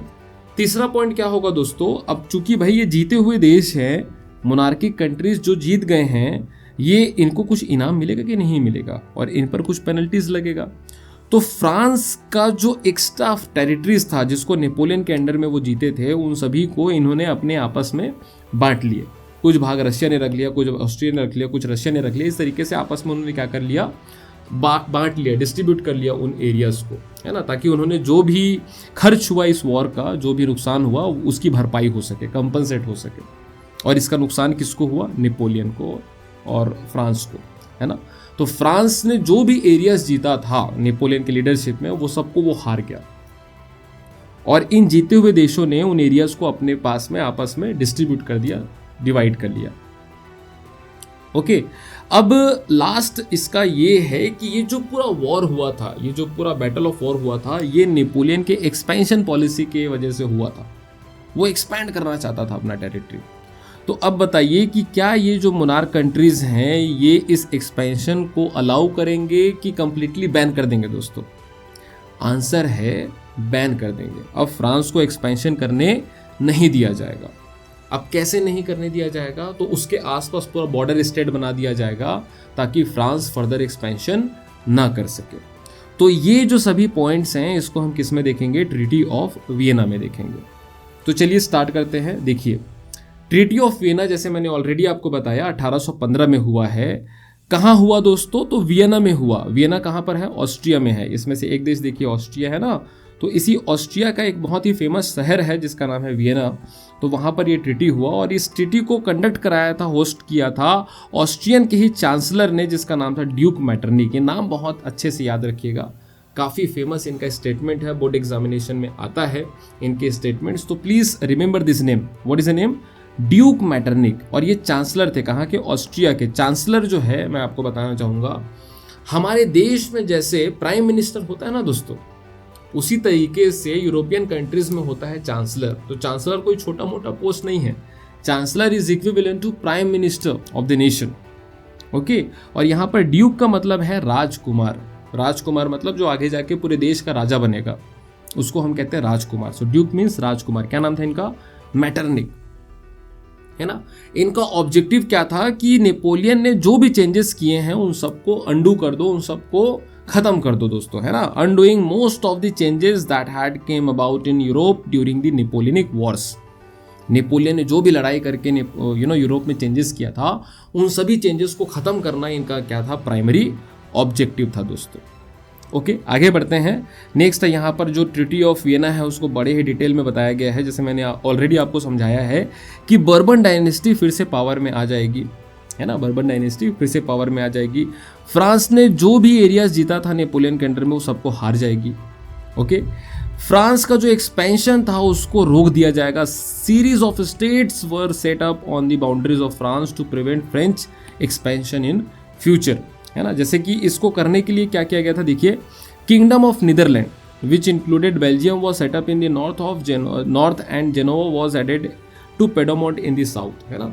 तो इस एक्सपेंशन को रोकने के लिए कुछ स्टेट्स बनाए गए, जैसे कि एक बना दिया गया बेल्जियम। क्या बना दिया गया दोस्तों? बेल्जियम। यहाँ पर आप देखिए, एक मैप में मैं बताता हूँ आपको, ये देखिए, ये था फ्रांस, देख रहे हैं, ये फ्रांस है। अब ये फ्रांस अपना एक्सपेंशन ना कर सके, इसलिए इसके आसपास कई सारे बॉर्डर स्टेट्स बना दिए गए, जैसे कि इसके ऊपर में बना दिया गया, यहाँ पर आप देखिए ब्राज़ील, ये जो बेल्जियम वाला पार्ट है, ये वाला पार्ट है, इसको हम क्या कहते हैं? बेल्जियम। ये पहले किस में आता था? किंगडम ऑफ नीदरलैंड में आता था, इसीलिए यहाँ पर क्या लिखा गया है? किंगडम ऑफ नीदरलैंड, है ना।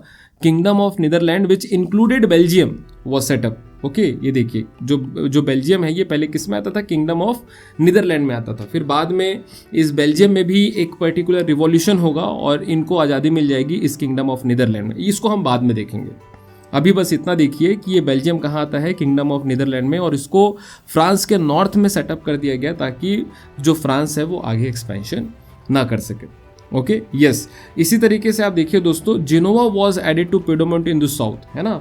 अब देखिए, ये जो जेनोवा है, यहाँ पर आप देखिए, ये जो जेनोवा है, इसको हमने कहाँ पर रख दिया? साउथ में रख दिया। ये देखिए, साउथ में ये जो पेडोमोंट वाला इलाका है ना, इटली का इलाका है दोस्तों। ये जो इटली है, ये पूरा क्या है? ये आप देख रहे हैं ना, ये जो है ये पूरा इटली है दोस्तों, है ना। तो इटली का जो नॉर्थ वाला हिस्सा है उसको हम पेडोमोंट कहते हैं, और यहीं पर किसको सेटअप कर दिया गया? जेनोवा को। ओके, ताकि जो फ्रांस है वो साउथ में एक्सपेंशन ना कर सके, है ना। आपको पता है ना कि जो फ्रांस के लीडर नेपोलियन ने लगभग पूरे बहुत बड़े यूरोप में कब्जा कर लिया था, तो उसका कब्जा इधर भी हो गया था, यहाँ भी हो गया था, तो इनको छीन के यहीं पर एक छोटा सा देश जैसा बना दिया गया ताकि इनका एक्सपेंशन नॉर्थ साउथ में और बाकी हिस्सों में ना हो सके। अंडरस्टूड? यस। तो इसको हमने बहुत अच्छे से समझ लिया है ना। आगे हम पढ़ते हैं नेक्स्ट वाले पॉइंट को, कि Prussia was given important new territories on its western frontiers. अब जो जीते हुए देश है, जैसे कि प्रशिया जीता था, ऑस्ट्रिया जीता था, रशिया जीता था, है ना, तो इनको एक्स्ट्रा टेरिटरीज मिला, जैसे कि Prussia won the new important new territories मतलब area on its western frontiers. अब यहाँ पर देखिए, ये जो है प्रशिया, अब प्रशिया को वेस्टर्न वाले हिस्से में भी कुछ नए नए टेरिटरीज मिलते हैं दोस्तों। इसके अलावा आप देखिए यहाँ पर कि Austria was given control of north Italy. अब ये जो नॉर्थ इटली है ना, देखिए, ये जो नॉर्थ इटली है, ये इटली हो गया। अब इटली का ये वाला हिस्सा क्या कहलाएगा? नॉर्थ इटली कहलाएगा। अब ये नॉर्थ इटली किसका है? ऑस्ट्रिया के कब्जे में आ गया। किसके कब्जे में आ गया? ऑस्ट्रिया। तो ये याद रखिएगा, क्योंकि जब आगे मैं आपको इटालियन यूनिफिकेशन पढ़ाऊंगा तो उसमें ये बहुत इंपॉर्टेंट रोल प्ले करेगा। तो याद रखिए, ऑस्ट्रिया ने किस पर कब्जा कर लिया है? नॉर्थ इटली पर। किस पर कब्जा कर लिया है दोस्तों? नॉर्थ इटली पर, है ना। यस। और उसके अलावा क्या है यहाँ पर? In the east Russia was given part of Poland. अब यहाँ पर देखिए, ये है आपको पूरा रशियन एम्पायर। तो रशियन एम्पायर ने किस पर कब्जा कर लिया? पोलैंड पर। यहाँ पर भी पहले किसका शासन हुआ करता था? फ्रांस का। अब फ्रांस के कब्जे से हटाकर पोलैंड को कहाँ पर रख लिया है? रशियन एम्पायर ने रख लिया है ना। तो Russian empire has now control over the Poland. यहाँ पर मैप पे आप बहुत अच्छे से देख सकते हैं। इसके अलावा यहाँ पर आप देखिए दोस्तों, Prussia was given A portion of Saxony, है ना। तो यहाँ पर आप देखिए, सैक्सोनी एक एरिया है। अब इस पर किसने कब्जा कर लिया? प्रशिया ने। यहाँ पर देखिए प्रशिया है और इसने कब्जा कर लिया सैक्सोनी पर। आज की डेट में ये जो पूरा इलाका है वो क्या कहलाता है? जर्मनी। क्या कहलाता है दोस्तों? जर्मनी के नाम से जाना जाता है। अगर आज का आप मैप देखेंगे, ये यूरोप का मैप है, कब? 1815 का, है ना। 1815 का मैप है, लेकिन अगर आप 2022 में देखेंगे इसको, तो ये जो पूरा एरिया है ये क्या कहलाता है दोस्तों? जर्मनी कहलाता है। तो प्रशिया आज का क्या है? जर्मनी है। Is it clear to all of you? और उनको कौन सा एरिया मिल गया था? ये सैक्सोनी वाला एरिया मिल गया था। ओके, अब इसके बाद आगे बढ़ते हैं। German confederation of 39 states that had been set up by Napoleon was left untouched. अब ये जो इस पूरे इलाके में पहले किसका कंट्रोल था? नेपोलियन का कंट्रोल था, जो कि 39 हिस्सों में डिवाइडेड था। जो आज हम जर्मनी जानते हैं ना, उस समय कितने हिस्सों में डिवाइडेड था? 39। जैसे कि एक और मैप दिखाता हूँ, ये है दोस्तों पूरा जर्मनी। जो जर्मनी है ये कितने हिस्सों में डिवाइडेड था? 39 हिस्सों में डिवाइडेड था। और उसमें जो सबसे बड़ा था वो क्या था दोस्तों? यहाँ पर सबसे बड़ा तो नहीं कहेंगे, लेकिन जो मेन हिस्सा था इसमें का वो क्या था? प्रशिया था। क्या था दोस्तों? प्रशिया था। प्रशिया। ओके, पर्सिया नहीं बोलेंगे। पर्सिया अगर बोलोगे तो वो ईरान हो जाएगा। ईरान को पहले क्या बोलते थे? पर्सिया बोलते थे। तो इसी तरीके से जर्मनी को पुराना जो है वो प्रशिया जो है वो एक सबसे इंपॉर्टेंट हिस्सा था उसका। यस।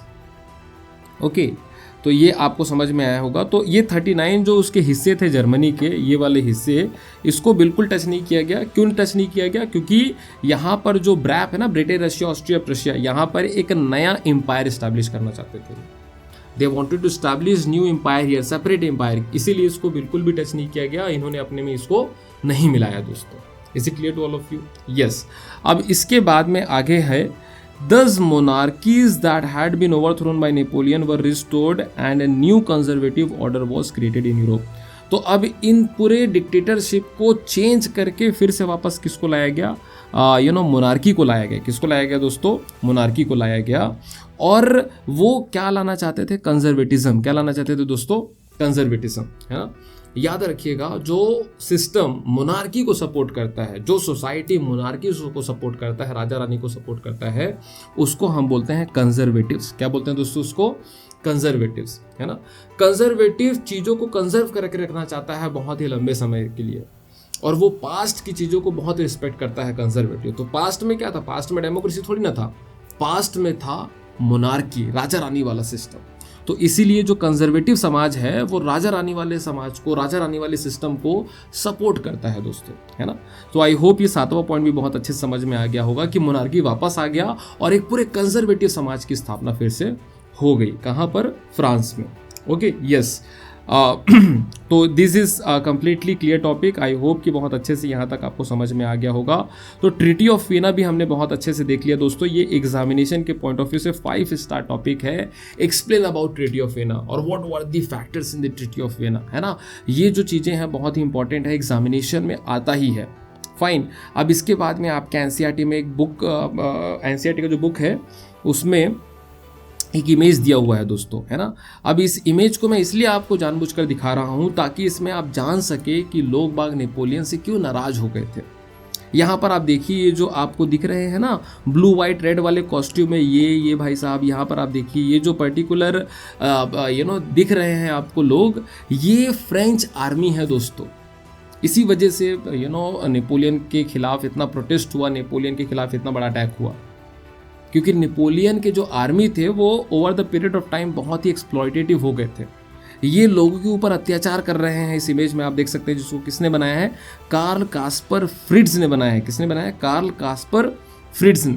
यहाँ पर आप देख सकते हैं उनके अनाजों को लूट लिए हैं। यहाँ पर आप थोड़ा सा इमेजिन करके इसको देखिए, इस इमेज को, है ना। ये देखिए, यहाँ पर अनाज को लूट लिया गया है, इस प्ले कार्ड को हटाया जा रहा है जहाँ पर ये वाला स्लोगन है, the freedom and equality from us, take freedom and equality from us, the model of humanity, है ना। तो इसको निकाला जा रहा है, यहाँ पर अनाजों को लूटा जा रहा है, यहाँ पर गरीब किसान को झुकाया जा रहा है उसके पैरों पे। यहाँ पर आप देखेंगे ये जो महिलाओं के साथ, महिलाओं को हरास किया जा रहा है ना। यहाँ पर आप देखिए मारपीट की जा रही है लोगों के साथ में। ओके, तो ये इस पूरे इमेज को देख के आपको एक चीज़ तो बिल्कुल पता चल गया होगा कि यहाँ पर जो फ्रेंच आर्मी है वो लोगों का, महिलाओं का, गरीबों का एक्सप्लॉयटेशन कर रही है। और यही फीलिंग आगे जाके नेपोलियन के खिलाफ बहुत बड़ा रूप ले ली, और ये आया बैटल ऑफ वाटरलू और बैटल ऑफ लिप्जिग जैसे लड़ाई से, जिसने पूरे नेपोलियन की सत्ता को ख़त्म कर दिया। उतने बड़े राजा को, जिसको विश्व राजा माना जाता था, उसको ख़त्म कर दिया। ओके, इसके बाद होता है ट्रीटी ऑफ वियना, और उसके बाद आता है कंजर्वेटिव समाज, जिसको हम देखेंगे दोस्तों नेक्स्ट क्लास में, नेक्स्ट पार्ट में, है ना। तो ट्रीटी ऑफ वियना के बाद में जो जो चेंजेस होगा वो हम समझेंगे आने वाले नेक्स्ट पार्ट में, है ना। सो आई होप इस पूरे चैप्टर का जो मेन कॉन्सेप्ट था वो आपको बहुत ही अच्छे से समझ में आया होगा। इस वीडियो को दोस्तों सिर्फ देखिएगा मत, बल्कि इसका बहुत अच्छे से नोट्स बनाइएगा। मेरा गारंटी है कि इस चैप्टर का बड़ा सॉलिड आपका कॉन्सेप्ट बन जाएगा। अगर ये वीडियो पसंद आया है दोस्तों तो प्लीज़ हमारे वीडियो को लाइक करिए, शेयर करिए और हमारे चैनल को सब्सक्राइब करिए, है ना। मिलते हैं नेक्स्ट पार्ट में। Till then bye bye, take care, thank you.